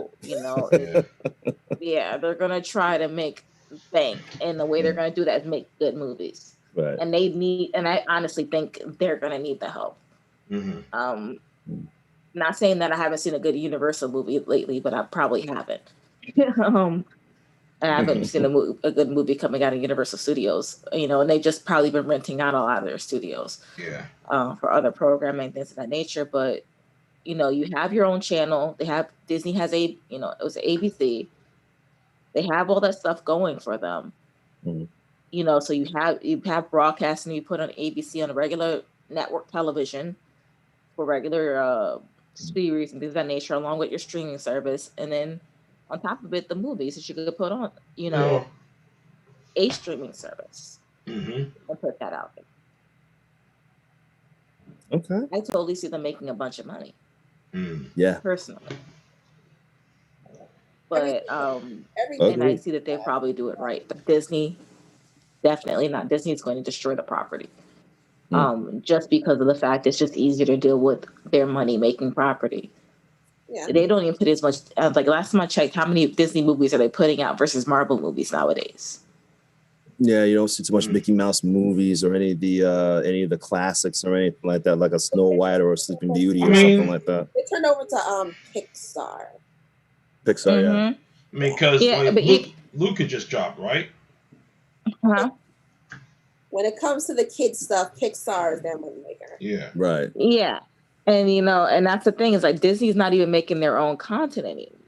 So they go to wherever their moneymaker is. So with their moneymaker is making that money, they're gonna go there. Yeah. Like look at the Star Wars content. They're not putting that out. It's been Marvel. They're putting out Marvel, Yeah. because they know Right. what's going to make them money, I Right. mean, and they're letting them do it. I know they got a Jungle Cruise or something like that. They're going to come out with The Rock and what's her name?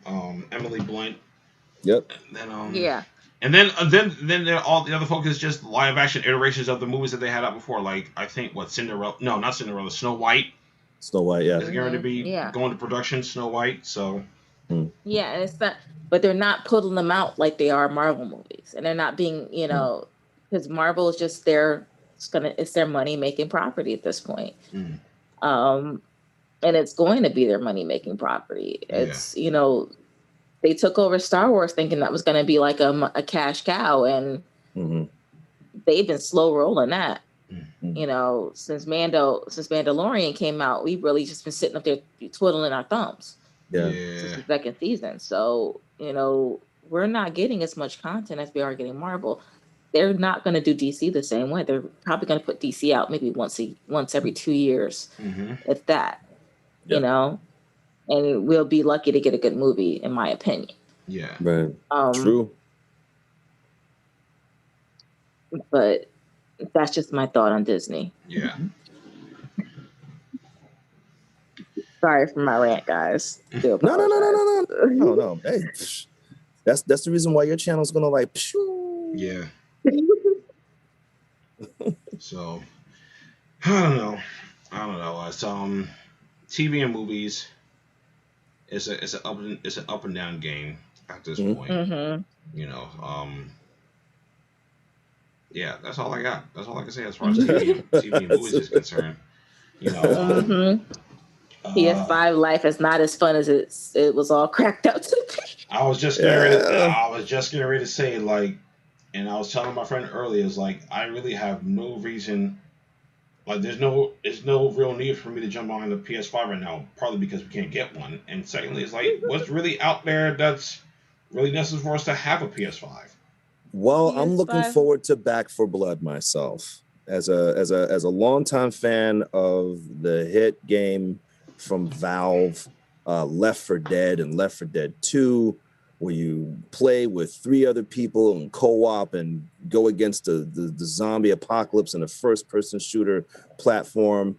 And it was so much fun, so scary and edgy as seat being a part of a group, helping each other survive the zombie apocalypse.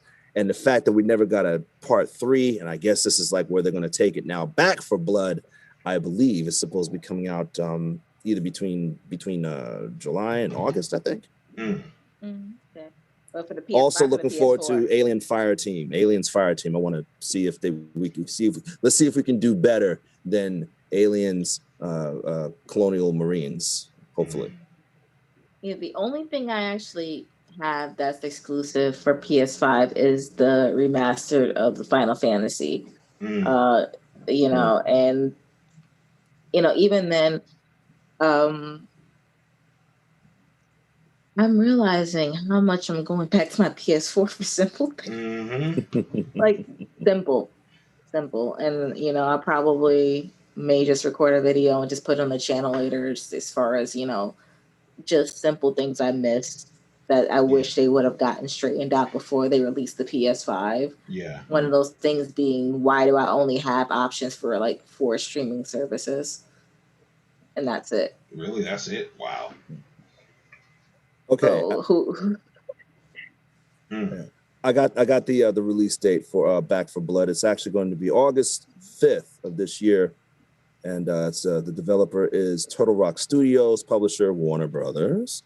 Warner Brothers Interactive Entertainment, and the platforms that it will be released on will be PlayStation 4, Xbox One, PlayStation 5, Xbox Series X, and Series S, and Microsoft Windows. First-person shooter survival horror game. And that's what we were saying, is that pretty much with the PS5, the problem with the PS5 is there really is no exclusives for the PS5. No. There is nothing that is exclusive to the PS5. Everything is literally PS4, PS5 playable. Yeah. It's like I said, my biggest gripe with it right now, well, one of my biggest gripes is that I wish I didn't go digital, and I wish I would have gone disc. That's number one. Yeah, I really wish I would have gone disc, and that's going to be my advice to anybody who gets a PlayStation 5. For me, because we're using the projector and we're using a switch for the projector, number one, I have to get a 4K projector. It does not look good on my projector at all. But the biggest thing is, like I said, the streaming services. I only have 4 options. That's Hulu, YouTube, Disney Plus, and I can't even think of the 4th one, to be honest with you. Wow. And that's all I have. I don't have options for HBO Max. I don't have options for Paramount. I don't have nothing. So I legitimately am using my PlayStation 5 just to play games, and that's it. I have to go back to use my streaming services on everything on the 4 for all my streaming services. Right. It's something that's very simple, something that's whatever. Yeah. But when you buy something that expensive, you want to get the most out of it. I want to get the most out of it. I don't want to have to go back to switching from my PS5 to my PS4 every single time, to do certain things, to do small things, or to go into my Fire Stick to do something else. I shouldn't have to do all that bouncing around. It's bad enough that I can't get Sling on the PS4 anymore. I have to go to my Fire Stick to do that. So I feel as though there's certain things that should have been put out with the PlayStation 5. Yeah. And should have been addressed with the PlayStation 5 before release happened. Now, granted, you can sign up to be part of their beta program, and hopefully you get chosen, and then you can get some of these apps apparently when they come out, and you can try them out. But that's probably the only way you can actually get access to a lot of that stuff. But my biggest suggestion, my biggest regret was getting the digital version and saving that extra $100. Because it really wasn't worth it. I have so many discs in my PlayStation 4 that I could have legitimately played on my PlayStation 5 if I just had the disc version. I really regret that.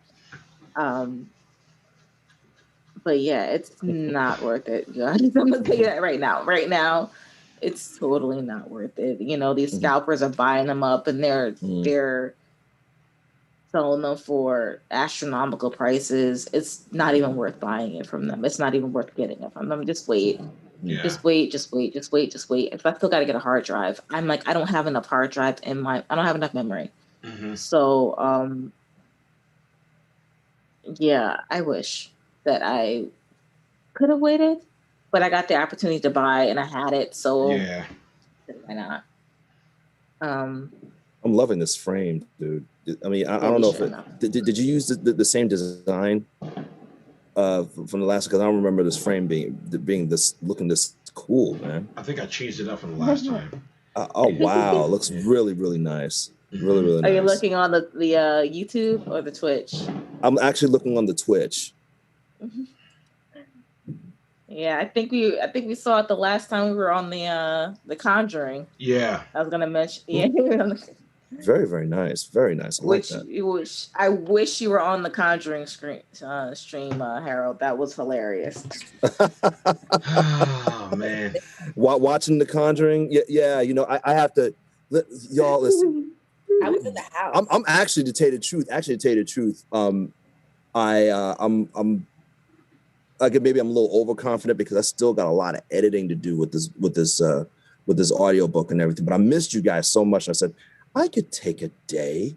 I could still edit all this stuff and everything. Yeah, I could realize I got like 25 more chapters that I got to edit before July 30th. Oh, man. But yeah, I would love to sit in on another viewing, another watching a movie, a scary movie and everything, the reactions and everything. I missed that. I missed that a lot. So we got to figure out what to do for our next watch party. Absolutely. I say we do either another bad horror movie or really bad. Viewer's choice, probably. Ken hears me talk about the ruins a lot. Like, oh my god. That was a bad movie. That was a bad movie. That movie was terrible. And I saw it in the movies. Ooh, you paid money. Hey. I don't think I paid money. I think I was on a date, but I'm just saying. Oh. It was a group of us. I think it was like Green Inferno for me. It was a group of us, and honestly, the most entertaining part of the movie was one of the guys in our group, like his commentary, because the whole theater was just dying laughing. Goodness. Yeah, that's like Green Inferno. Green Inferno was pretty bad, but you know, it was just a with torture the right fest, person, right? it could be hilarious. I don't know. Well, I guess we'll leave it up to the viewers to pick out which bad horror movie we should watch next for the watch party. So, I mean, we'll try to come up with some of our own, honestly, because, you know, between all the streaming services that we got, I'm pretty sure there's bound to be a couple of bad ones out there. So, you know. Yeah, goodness. So, yeah. Found footage in 3D. Oh, my God. Oh, God. I had some old 3D glasses, the blue and red ones, and I actually watched it, and I was like, it's basically about a group of people who want to film a found footage type of horror film, and they're talking about it. And, they're showing off the cameras and everything, and it's going to be the first found footage horror film in 3D. And it was like, oh yeah, let me see the camera. They showed, and if you're wearing the glasses, you see what they're seeing in the camera. And they said, not only that, but we're also going to do the first found footage film making documentary behind the scenes film in 3D. So the entire thing then goes from 2D to 3D, and they go and they film over at a place that, well, you know what? I better shut up. If you want to watch it, let me know, because I don't want to give too much of a plot. I wonder. I totally wonder if because I have 3D set up on this computer right now to actually play everything back in 3D. Wow. So I wonder if we can actually do that and play that back in 3D for everybody else. That'd be. I got to play around and see. Well, it's set up to, well, the film itself is set up to be watched in that blue and red film, that blue and red, that sort of thing. And I got like a pack of like 3D glasses if you want me to send them to you. No, I'm serious. Kim, seriously, give me your address and everything. I'll send it to you in the mail. I mean, if you want it. Well, no, I have a pair just because I have because of this drinking English. Wow. I have a pair because of this laptop, because of the fact that it does play 3D. Okay. So I actually have a pair. Okay. But holy crap. English. Oh my goodness. Old English. Oh, God. Hey. Oh man, I can't drink now. I can't really drink the way I used to because I have to take care of my voice now. I do these, so. Yeah. The spritzers, the seltzer. I haven't even tried those yet. And they're not that bad. They're 80 calories a piece.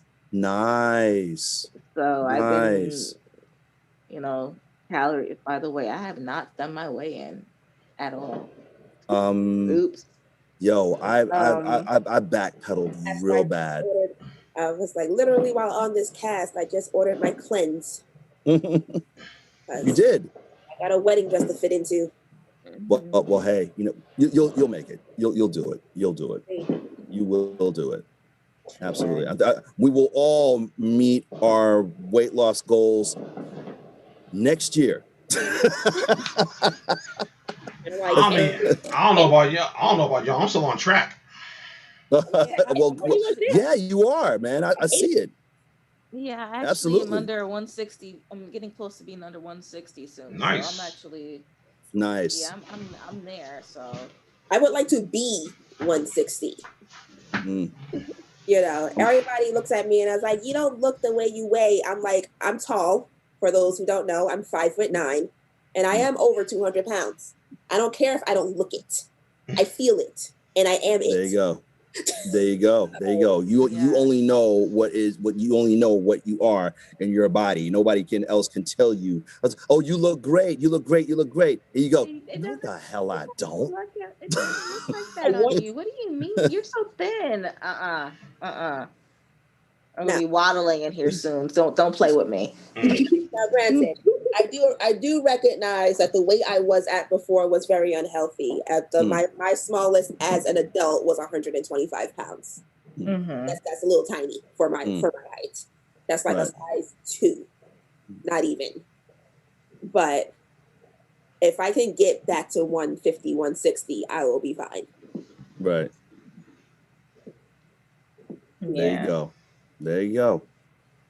I mean, look around you. There's people out there that are like, you know, and I had posted before about, you know, it's like a lot of the people that we enjoy, a lot of the celebrities that we you know look at it and enjoy and everything, you know, had like, you know, near death situations, you know, because of their health.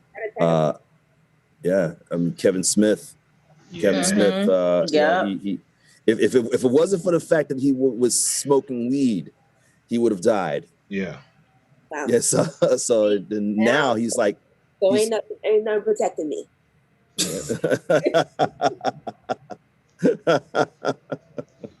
I mean, we saw what Will Smith posted up, you know, a few months ago, saying this was the worst shape he's ever been in. Yeah. I was like, man, never lie about that. Shoot. Yeah. But you know, like I said, I mean, I took a break this week. I didn't even work out this week, except for a few bike riding here and there. So now that my quote unquote staycation is over, I'm going to get right back to it because luckily I've been still in a range that I haven't been able to break yet. I mean, I kind of broke it. I'm still in between this 279, 280 range and stuff, but now it's trying to burn off the rest of this because what happened was I lost a lot of weight, but I didn't lose a lot of fat. That's the thing. I lost a lot of weight, but not a lot of fat. So that's the next mission, is to lose a lot of this, lose the remainder of this fat that's still hanging around. I mean, you know, the cleanse that Tani got is the same cleanse that I did like back in April, and that worked wonders. So it's definitely going to work wonders for her. But what it does, it helps you shed a lot of like needless weight that you don't need. So, get back to the shape I was when we met. Well, from what I understand, like, you know, muscle is what gives us our shape. So you want to do something that feeds your muscles. Don't be afraid to pick up some weights. Don't be afraid to pick up the heavy weights and do low reps, because because it's tension over time.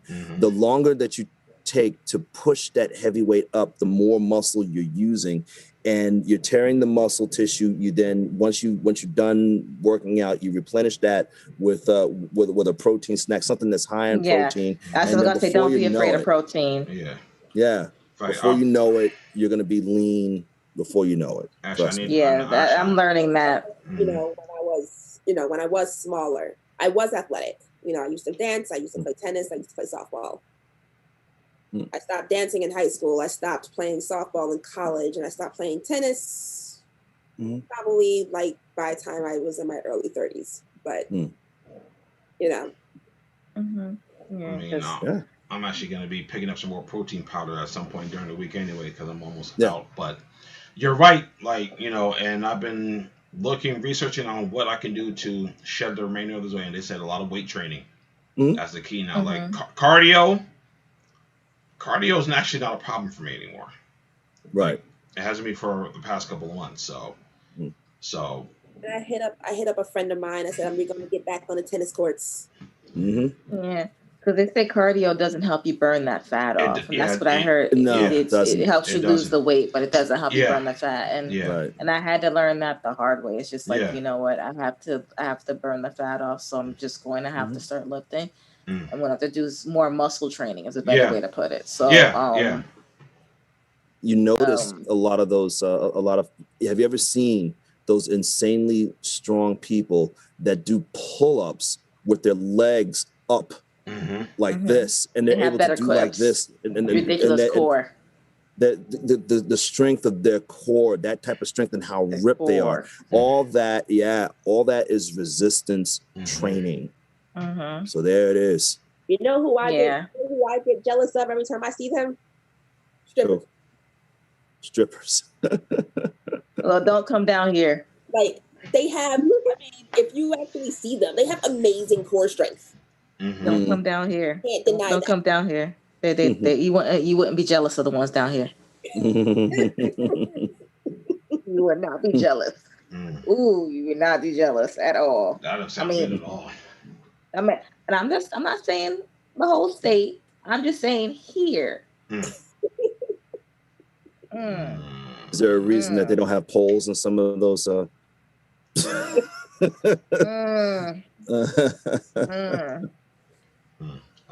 we don't put a pole up here anymore to keep breaking the damn thing.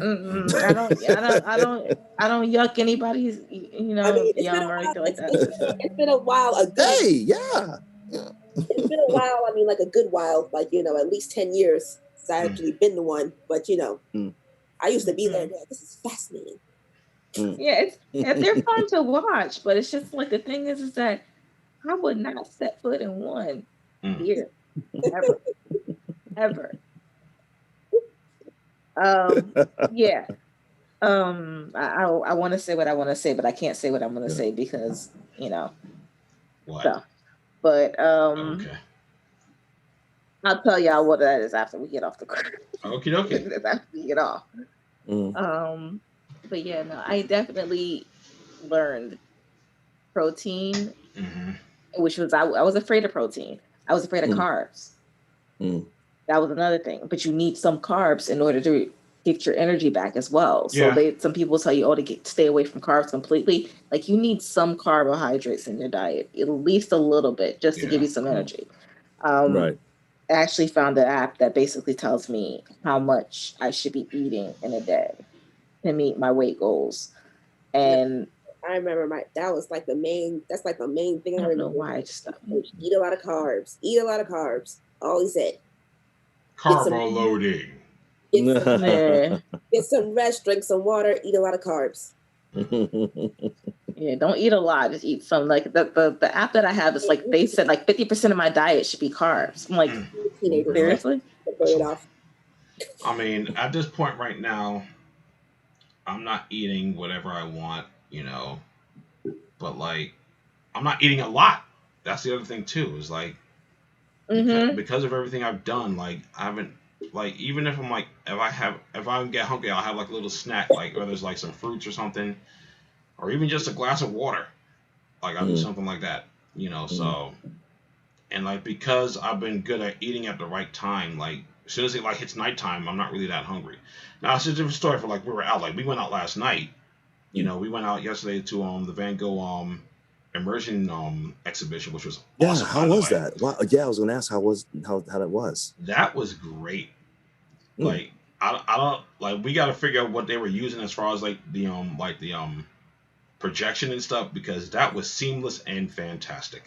Pretty much we're walking into all of his paintings. Yeah. Wow. And then wow. We have I have put a little bit of video up. I didn't put my videos up yet, but I'll probably put those up later. But that was fun. Like, if they do it with another artist, we're definitely gonna go again, depending on who the artist is, really. So Giger, they got to do Giger. That'd be interesting. Oh God, an interactive HR Giger. Whoa. When I registered, they did a survey of who else you would like to see, and they gave you choose two people, and I told him I know Picasso was one of them that I chose. And I don't remember who else I chose. I remember Salvador Dali being an option, but I did not choose him. So I'm trying to think. I'm like, who the hell would I have chosen over him? And I can't remember.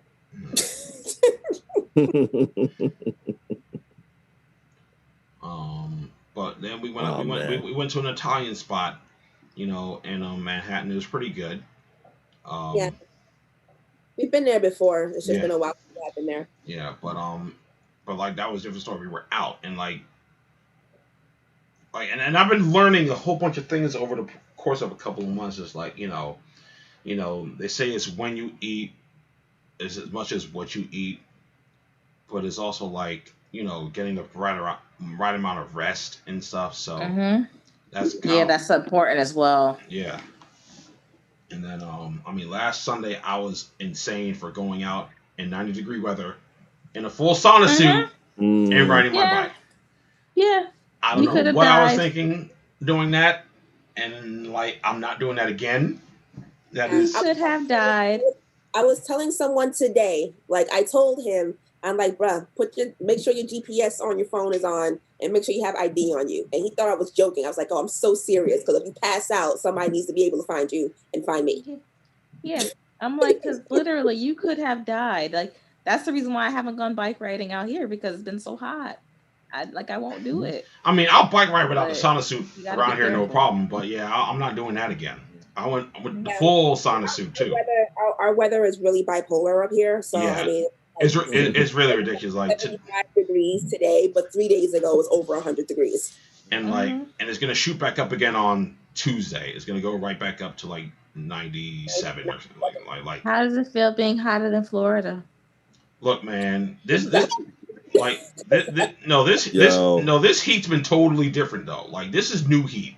Like I ain't experienced heat like this, and I don't think I experienced heat like that in Florida when I lived down there. This heat is different. This is like pressure heat or something. I don't know what's going on. It's like they put a lid over like the area and just let the heat cook or something. I don't know what it is. That's what I used to call Florida heat. I used to call crab boil heat down here. Because it's like it was like cooking up here. It's like this is unconstitutional. It makes no sense. The very next day it'll be like 50 degrees. Exactly. Yeah. I'm not exaggerating, people. This is New Jersey. It will literally be 50 degrees the next day when it was 90 the day before. Right. So it's just like I don't know. Like this is that heat the ancestors talked to us about. Talking us to be aware about, like that's what that kind of heat it was. I don't like it. I don't like it. I don't like it at all. But aside from that, well, at least I know you guys are getting it hotter than we are down here. Man, listen, this is the devil's heat out It's hotter than a jalapeno making love to a chili pepper covered in Tabasco sauce on the back of a stolen Cadillac. It was the heat that makes you don't. It's literally the heat that makes you don't want to eat. Like you don't want to eat nothing. You don't want to eat nothing because you don't want to turn this cold boy. Like last week, they had to change one of the boilers in the apartment because one of the boilers went out. So it's a water tank. Water tank. So the landlord told us that like the hot water was going to be off and it was going to be cold. I'm like, listen, by the time I come back from this bike ride, I'm gonna need the whole cold shower, okay? Because this shit is ridiculous.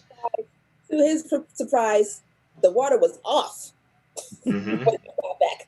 So when I got back, the whole water. So I had to just sit in front of the air conditioner until like the water came back on. Like this is not life. This is to be kicking like a rotisserie chicken. It's not cool. And there was he trailed in like a puddle of water into the house. Good thing everything was wet.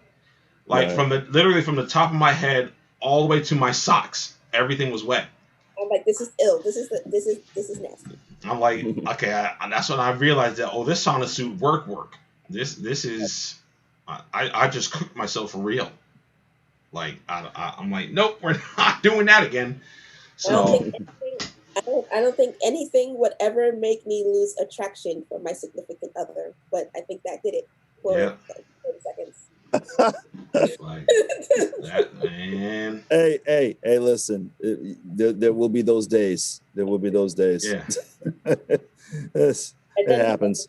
Then he left the suit outside, and now the hallway smells like a gym locker. Yeah. Oh God. Yeah. That's that work, baby. That's that work. Yeah. He did say something along those lines. Huh? That's how that is. He did say something along those lines when I complained. Yeah. That's that work. That's that work I'm putting in. That work. But yeah, never again am I doing that, because that was the danger zone for real. Like that was the danger zone for real. Like, and he ran out of water. oh yeah, I was done. I was done with buying water before I even got back home. I was done. What's that big old jug of water you had? Baby, that gone. And he done sweat out half of it on the way back. I need another one. Actually, I do need another one, because the big one that I actually bought, it cracked at the bottom. So I actually got to get another one. Wow. Yeah. Head to your local Marshalls. Yeah, water is your friend. Yeah. Yeah. Water is your friend when it comes to weight loss, man. Water is your buddy. And if it's too plain for you, yo, just take the time. I know it's a little tedious, but take the time, just squeeze a lemon and a lime in it, Actually, I need to get back to that starting this week, to get back on my lemon water. So I need to do that. Yeah.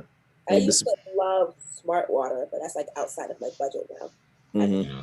Smart Water is bomb. But so is Essentia. Essentia, yeah. Essentia is good. And I think that's cheaper than Smart Water. It is. Yeah. Essentia is actually really good. So, but like I said, I'm getting back on my water kick this week and just start my weight training. Like, her cousin had 2 weights at the house that he didn't want anymore, and I just took him, thinking that he was going to want them back at some point, but I don't think he does. So I'm just going to start working out with him. They're 40 pounds each. That's it? Yeah. I mean, considering I haven't weightlifted in a while, like not since when I was going to the gym. Like when I was going to the gym, I would weightlift a lot there. Ironically, I actually still have a gym membership. I actually do squats with them, with one. I hold them both. I hold one in both hands. Like I bought myself a push-up like bar, like a push-up like station bar. So I didn't use that at all last week, but I use it a lot in the dojo because push-ups are the next best thing to lifting weights. So I'm going to be using that a lot more too. But I think I'm going to just use this whole summer to just do a whole bunch of weight training. That's it. Like I said, cardio is not a big deal for me, especially when I'm on my bike, because I'm trying to bike all over the place now if I can. I mean, the maximum, the least mileage I'll do on a bike is 10. I usually try to get 10 miles out the way. I don't know. Barely do a mile. I don't know how I managed to pull off 10 last week in that suit, but I did. Well, it also makes a difference too with the landscape you're on right now. You're not in the hilly landscape, so because you're on flat. Yeah. So like if you tried to ride that around here, you'd feel it because you feel a mile on that because of the fact it's a hill. So you're basically going up that hill and you're like, okay, a mile, my legs are wobbling by the time I get home. I'm like, nope. Maybe it's like, and I got 6 gears on my bike.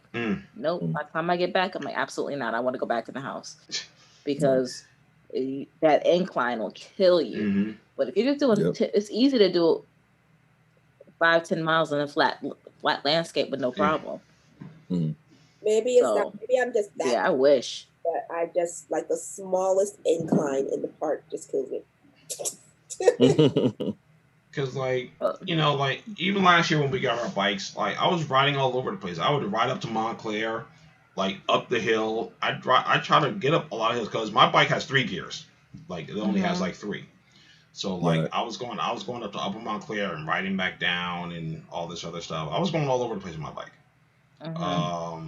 Which that hill to Upper Montclair was a decent hill, right? Yeah, it is. So, but like I don't know. Maybe I'll work those in a couple of days out of the week. So I think I'm gonna go back to what I did last summer. Go bike riding 3 days out of the week, and then do other stuff in between those days. Maybe you should give yourself a real challenge. Maybe take your bike out to South Orange Ave. Wow. Take that hill. That's far. Wow. No, you can take the car, put it in the car. Yeah, straight up. South Orange Ave. That's a challenge. Oh man, that's the challenge. There's a guy who I used to be good friends with, and he every once in a while he'll post on Facebook what he and his partner did, and it'd be like 50, 60 miles. I'm like, oh my god. Ron is gonna run. Runners are gonna run. That's Right. all they know how to do. They're gonna run. Right. That's what they do on a bike. Mm. Oh, I don't know. I'm gonna figure out. Mm-hmm. There's this other guy I know who he and his father used to do bike tours. Because I remember one time we drove him up to Buffalo. Like we drove we went to his car. We took his car up to Buffalo. So they paid me and an old friend of mine to drive their car back down to Jersey because they were riding their bikes back down. Nice. And just for the people out there, Buffalo from here, New Jersey, is about a 7 or 8 hour car ride. And they biked. Lord. That's like an all day. That's like an all day thing, basically. No, I think it took like a week because they had like tents and shit and all that. Like they carry stuff on their backs. Yeah, because it's not highway. You gotta think it's not highway riding. Yeah, like they carry whatever gear they needed on their backs, and I think that gear included a tent so that they would camp out and stuff, and then continue the next day. So they were roughing it. Okay. Man, respect. I think it was a tour. It was a bike tour. There was like a group of them, but still. Yeah, because they can't do any highway, so it's 7 hour highway. So it's probably about twice that, if not more, because of the fact that they got to go around the highways. So definitely respect. I'm thinking about it now. I might change it up. Actually, I might do weight training 3 days out of the week and do bike riding 2 days out of the week. Monday, Wednesday, and Friday weight training. Tuesday, Thursday bike riding. I think I might do that. Yeah, I had schedule. Like I'm just starting to schedule to fit different things in. So definitely more bike riding, playing tennis with my boy. My regular cardio workouts, working out at Ken's dojo once a week, and then also I do want to get back into the fight training again. Work. So we're gonna do it. We're gonna do it. The summer of what? Summer of I don't know. Summer of 2022. Summer of whatever you get that summer. How about that? Yeah. Summer of it's literally the summer of whatever. Yeah. Whatever your goal is this summer, that's what this summer is for. Yes. Whatever shape I'm in next summer is whatever shape you're gonna get next summer. That's pretty much where we're at. Let me tell you something. All my bridesmaids are tiny, so I need to match them. I'm just trying to burn the rest of this off. That's all I want to do is just burn the rest of this off. That's all I need to do. Like that's gonna be it. Like maybe, like I said, I think I still got my gym membership. Maybe I'll hit up the gym a couple of times. I don't know yet. Depending on the day. Yeah, I've been doing more indoor morning stuff because it's just too hot down here to do anything during the day. I still wish I had my dog though, because then I can just go out at 5 o'clock in the morning and do 2.5 miles. Dude, I was doing like 5 miles every single day of just walking. I don't know, maybe that's like my normal walking, speed walking with him because he pulled me. I ain't walk. I don't know, maybe if I feel my dog pulled me everywhere. Maybe if I feel it enough, if I get up early enough and I'm awake, maybe I'll bike riding as soon as I wake up. I don't know. But I'm enjoying this sleep. I'm enjoying this sleep right now, so I don't know about that. Maybe. But I go to bed at 9 o'clock. We can actually. I go to bed at 9. I wake up at 5. Yeah. Well, you know what? I have to concur with Kim because, with what I do, the quietest times during the day is like 3, 4, 5, 6 o'clock in the morning, and then Newark starts to really wake up about like 9 or 10. Yeah. Because I do not, the studio here is not soundproof. It's not. I mean, I was able to drown out most of it, but the reinforcement that I have in here only works about like so much. So I do go to bed like this is probably going to be the latest that I've been up in a while, and because I got to go to bed, wake up, and everything because I have to do these lines for this audio drama. We just got the other 2 chapters of our reference track and everything. Now everybody's expected to record their lines and everything and have it in by the 20th. So. And so I have to get up early in the morning. But I like getting up early in the morning because I can record I can go upstairs and get on my treadmill for about like an hour, come down, edit a little bit for maybe about like 4 or 5 hours. Then I can run off to Planet Fitness and like do my weight training, come back and then do some more editing until the evening. And then, maybe get a chance to watch TV, do whatever, and, find out whatever gigs and everything are available and stuff. And, my life is pretty nice. But I'm not looking forward to that 90-degree thing because I'm seriously considering, and somebody will probably take the idea. I don't care. I've been considering putting together a name of a production company called Sweatbox Productions, because when it gets about 90 degrees out there, when we were doing our reading, I had my towel like this. And I'm like, man, should I have my camera on? They're looking at me. I know they're like, man, this dude is sweating. He doesn't have a ventilation system in the studio. No, I don't. It ain't built like that. Hopefully one day, ladies and gentlemen, put some money together and everything. I'll get something called a whisper room. And then what you do is you take your AC system and hose it through, and you can get cool air in your studio and everything with no noise. Nice. One day. Yeah, but getting up in the morning and everything has been good for me, health-wise. Yeah, I do. That's being up early in the morning. I do not like waking up. See, I've actually had to get adjusted to that because, like I said, number one, I'm already an hour behind. I'm still on Jersey time. I have no clue where my body is 95% of the time because Central Time is killing me. But I find getting to bed at 8:30, 9 o'clock at night, being up that early, I have more energy during the day. Yeah. I'm like, I get through a lot more because I'm exercising and I'm doing everything in the morning. By the time I get to work, I'm like, oh, okay, I can do this all day long. Okay, that's whatever you throw at me, I got it. But when I don't get that, when I'm sleeping and I sleep past 5 o'clock, 6 o'clock in the morning, I feel like crap. So, I've noticed getting up earlier, getting my workout routine done while it's cooler outside. And, I don't have anything impeding, any traffic to worry about. I don't have to worry about it. Right. All right. Well, hey. Yeah. We're all working to improve our lives. Yep. Yes. Whatever our ideal quality of life is, that's what we're working towards. Yes. And this is the perfect time to do it, so. Shall we give a certain film a plug? Which are you talking about the messy one? All right, guys. So 3 of us were a part of a film called Extraction Point. It's on TV and Amazon Prime and some other stuff. So take a watch. Extraction Point by Franklin Korea. Check it out. Yeah. There you go. Kendrick's in it. Harold's in it. I was associate producer and makeup artist. That's as far as that's going to go. All right. So. Yeah. That's as far as that's going to go. All right. Okay. We'll I thought if we're talking about the same movie, I'm like, wait, what? What movie were you talking about? I have no clue at this point.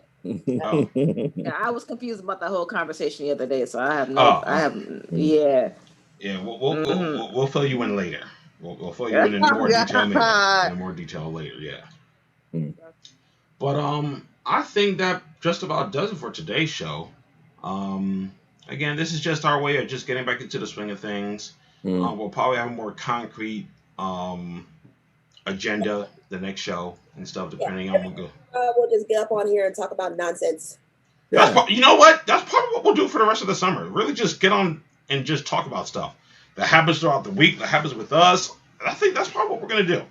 So, like, all you guys watching, definitely feel free to join in on the conversation too, whether you got questions, whether you got things you want us to talk about, or whether you want to suggest stuff.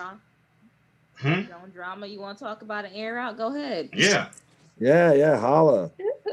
I think we're not. I don't think we're going to try to be holding ourselves to like a set agenda of things to talk about, like, because stuff is always happening throughout the week.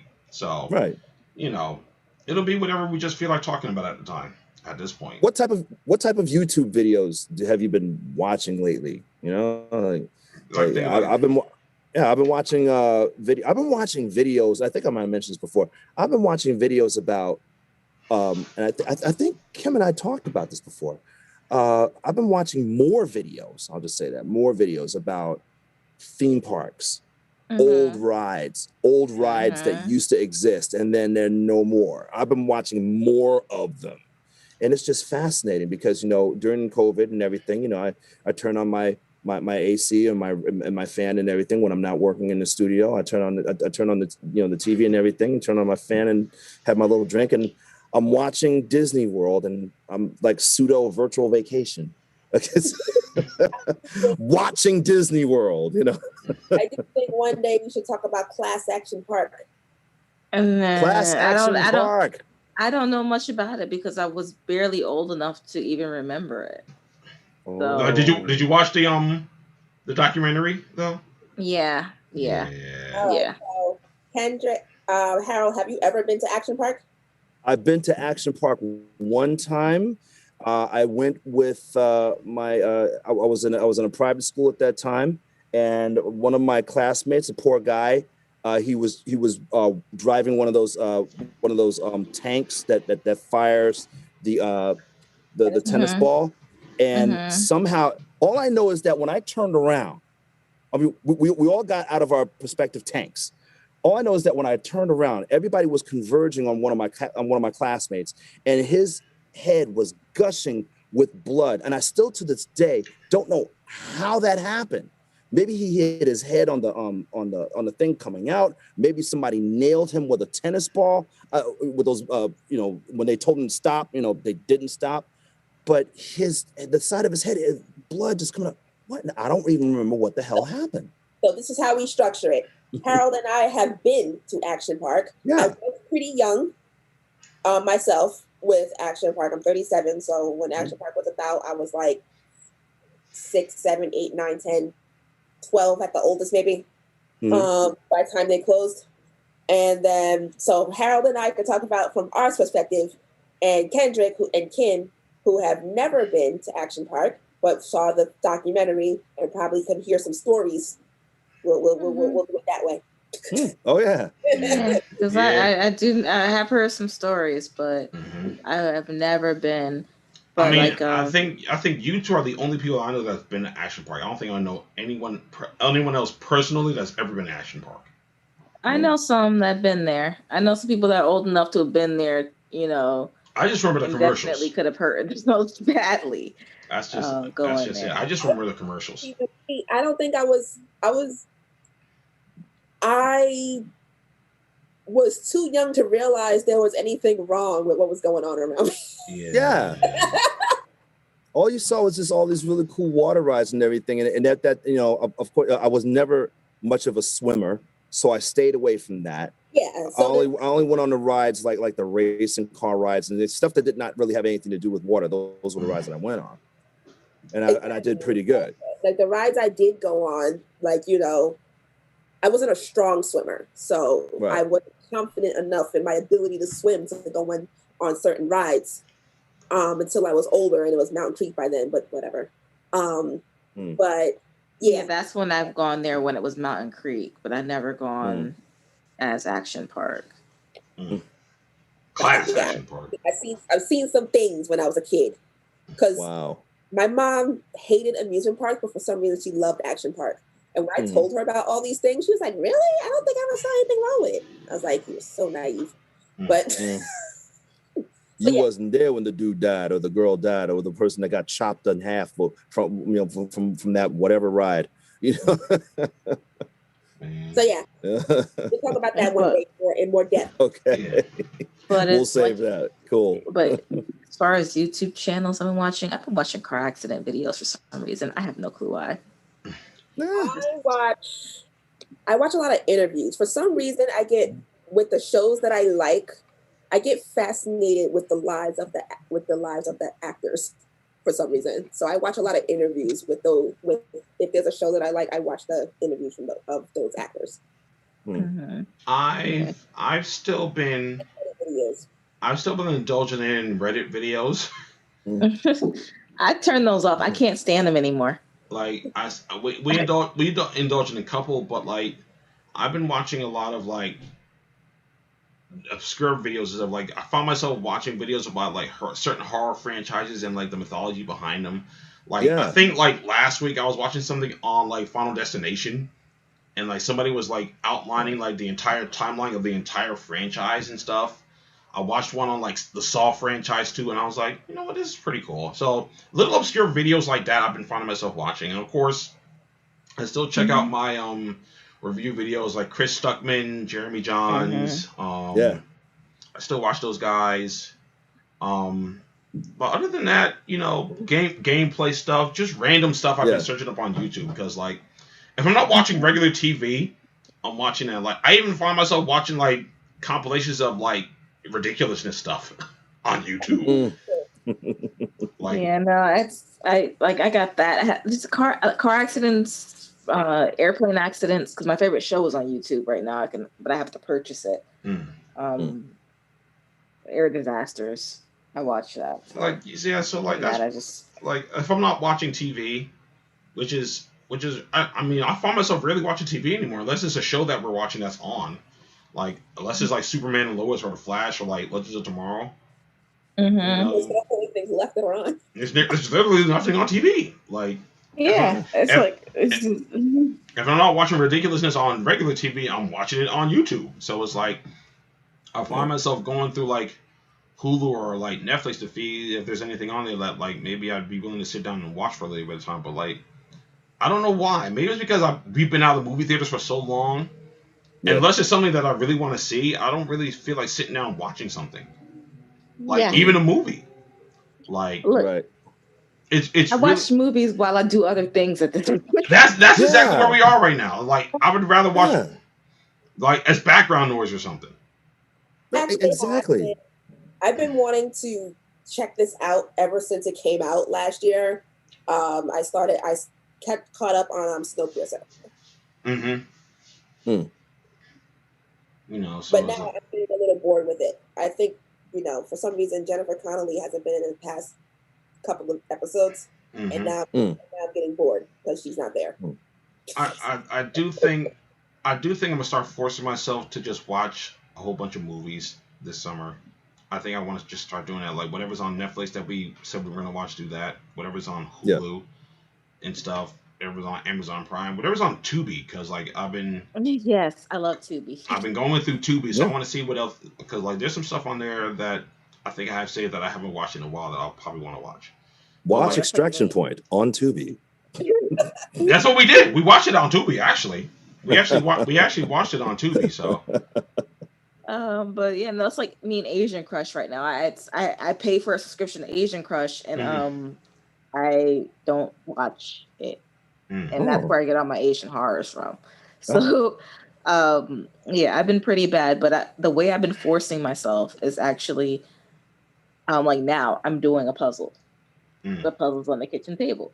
So it's forcing me now to actually watch movies because now I'm going, what's going on? What's happening? And because I'm doing the puzzle, I'm primarily focused on the puzzle, but I'm legitimately watching an entire film I've never seen before. So that's personally how I've been doing it. Like, but even with video games, it's like I found myself going back to Final Fantasy VII Remake recently because I started playing that on hard, but I never finished. So I kind of jumped back into that. I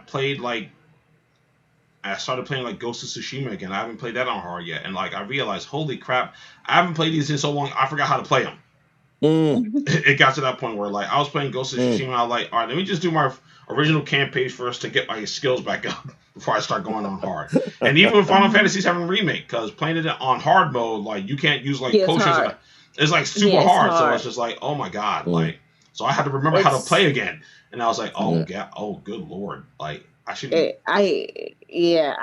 it. I really did. I really tried it on hard. I was like, nope.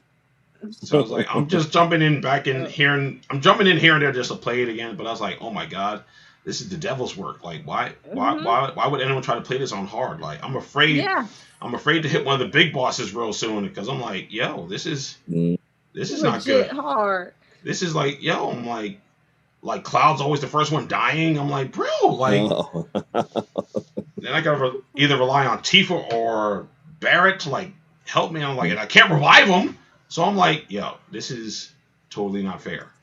It's really not. It's legit not fair. Like, why would they do this? I'm like, I'm glad I already beat this already. Shit, because like this is no good. This isn't fun.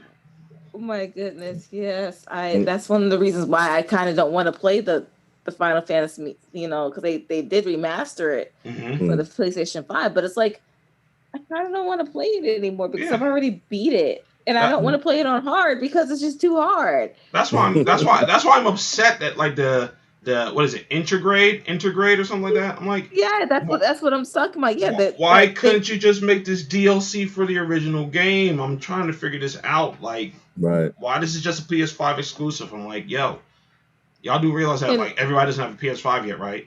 Like, and it's not even that much of a difference to what they've done from point A to point B. And that's what I'm saying. Like, you might as well just make it a DLC. Stop playing. It's not even worth being a DLC. I'm telling you, it's not even worth being a DLC. It's why they're giving it to them for free. Man, listen, man, these people better knock it off, like, for real. It's not even worth it. It's legitimately the same game. You're not getting anything else. Wow. I did find myself playing Tekken a lot recently, though. I kind of jumped back into Tekken for a little bit because I realized I haven't played in a while. So I was like, let me see what's popping with Tekken again and stuff. So I did get disappointed. I actually got disappointed in a game and a whole entire franchise in the matter of just one game. What game was that? Valhalla. Oh, really? Valhalla? Yeah, Assassin's Creed. Oh, man. That one game has made me completely disappointed with the entire franchise. Wow. I felt like I was playing a Bethesda game. That's how bad.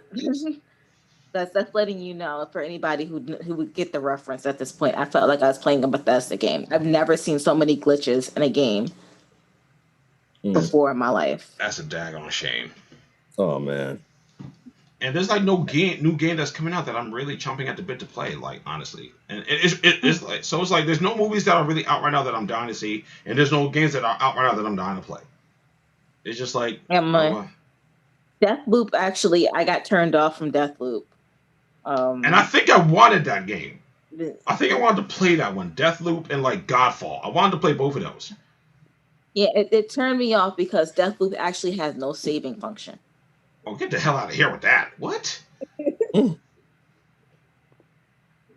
Why? Actually, what?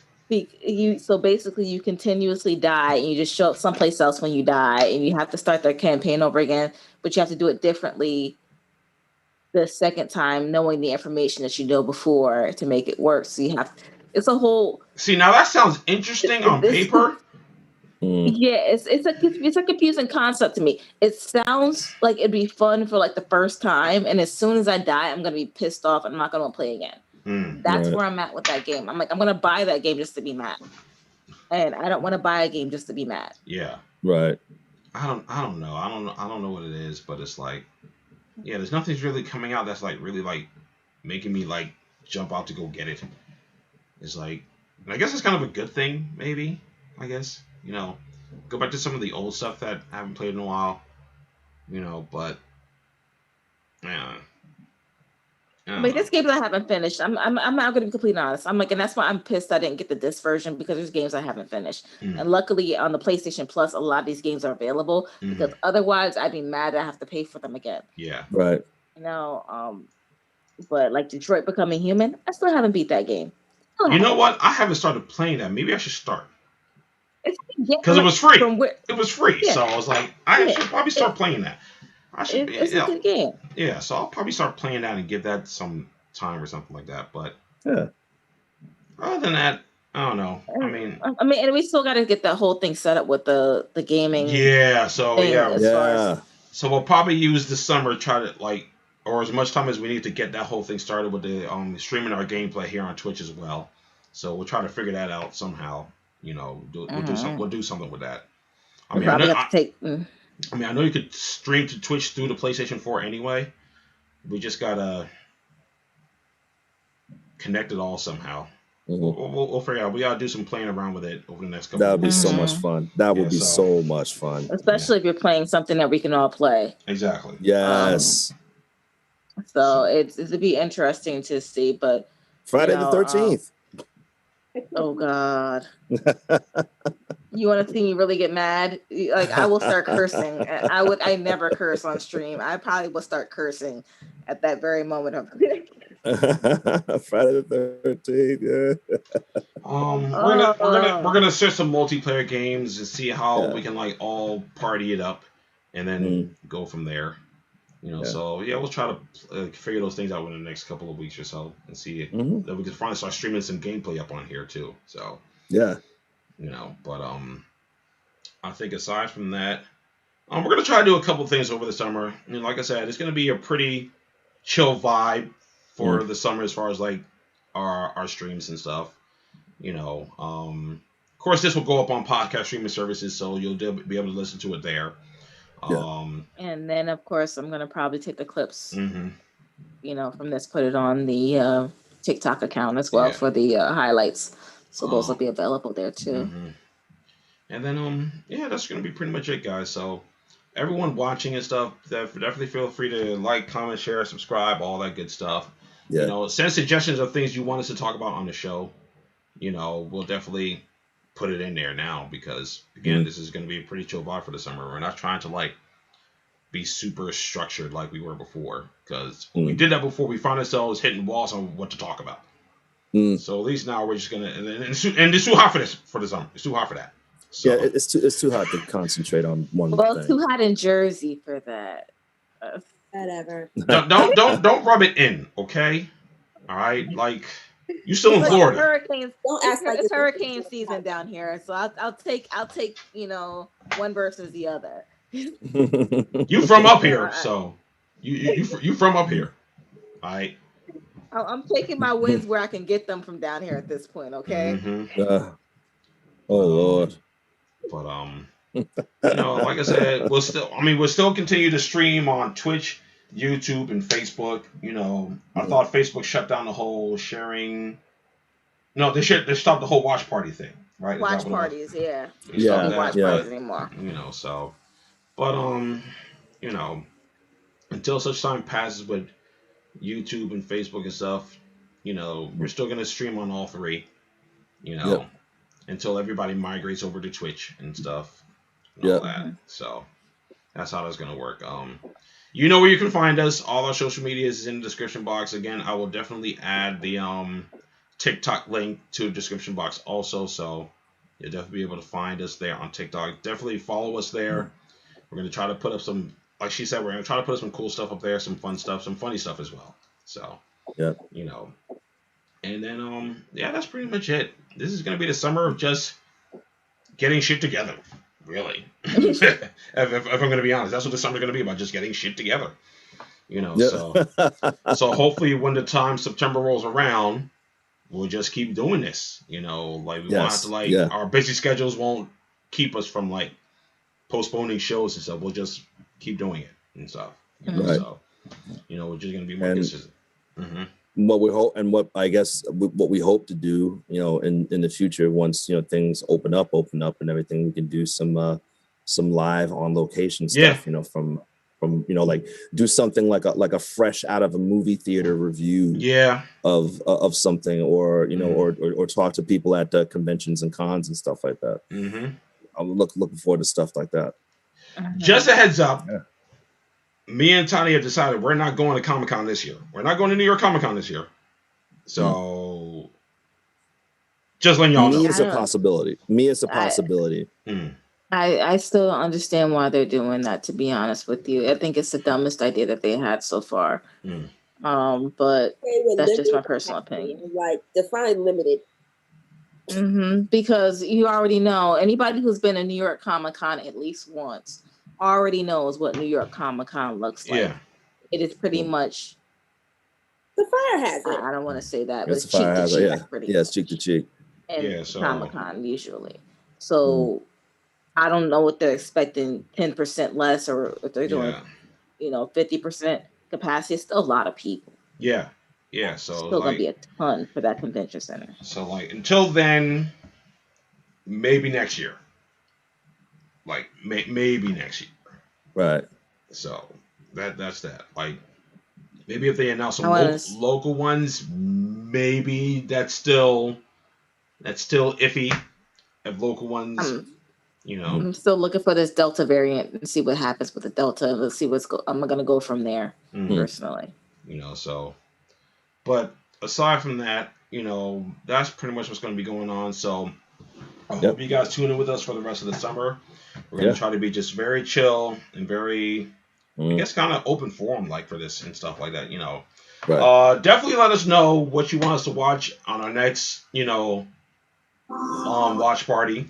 Whatever bad horror movie you want us to check out or whatever. Let us know and we'll try to get that thing set up and stuff. Yeah. And then just feel free to share anything that you would like for us to talk about on the show. All right.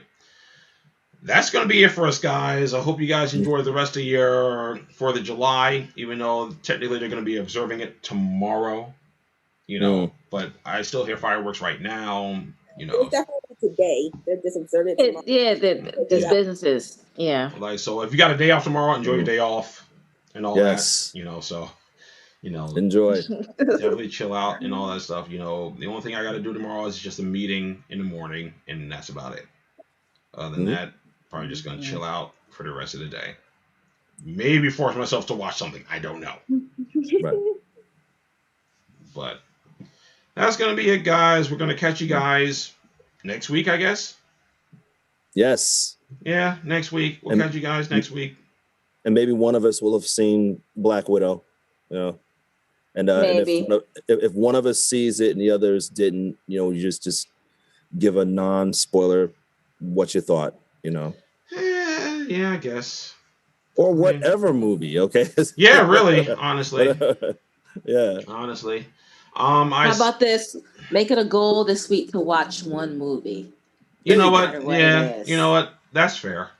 That is absolutely fair. Right. So, I mean, don't look for a review on Extraction Point though. Don't do that. Don't do that. Don't look for that one. So I'm actually gonna review your movie. How about that? Yeah, you do that. You do that. Kim. You do that. Kim, do it. Yo. You do that. There you go. Mm-hmm. You do that. Well, you'll see a contrast of director actor situation there. So yeah, I'll do that. I'll there you go. make it a point to watch Extraction Point on TV. Yes, Tubi. Yeah. Yeah. This is gonna be fun. Yeah, that's what we said. Yeah. I will say this. I will say this, and I'm not blowing smoke up anybody's behind. Kendrick, I'll just say like this: with what was given, okay, your performance was so was yours. A jillion times better than mine. No, I mean, like honestly, I'm gonna be honest with you. I was just, I guess, hamming it up, but it was I was hamming it up because I was like, whatever. I was literally whatever. Okay. Both actors did amazing jobs. Yeah, Harold, you are, as always, you're fantastic as always. What was given? With what was given. Yeah, that. Yeah. So Sky 5. There we go. Sky 5. Thank you very much. So yeah. Enjoy it, Kim. Enjoy it. Yeah. Enjoy it. Enjoy it. Big grin on her face. Yeah. Enjoy that. Enjoy that. So. Oh boy. Mm-hmm. But we were gonna. While you're at it, you might want to even review another film called Manhunt, maybe. Oh yeah, I forgot you were in that. Mm-hmm. Yeah, you might want to see Manhunt. Okay. And the upcoming Devoured. You heard that too? Well, very, very partial. Yes or, I'm gonna say just yes or no. I would say yes. Yes. I would say yes to a certain extent. I'll just say Okay. From a certain point of view, as Obi-Wan would say. From a certain... Right.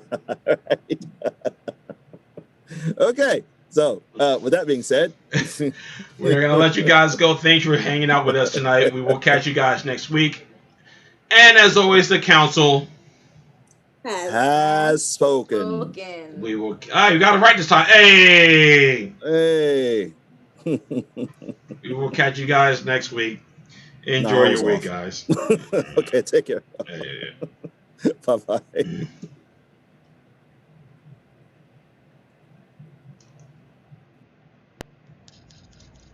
You were watching Council of the Blurs, a Geekcast. The council has spoken. End transmission.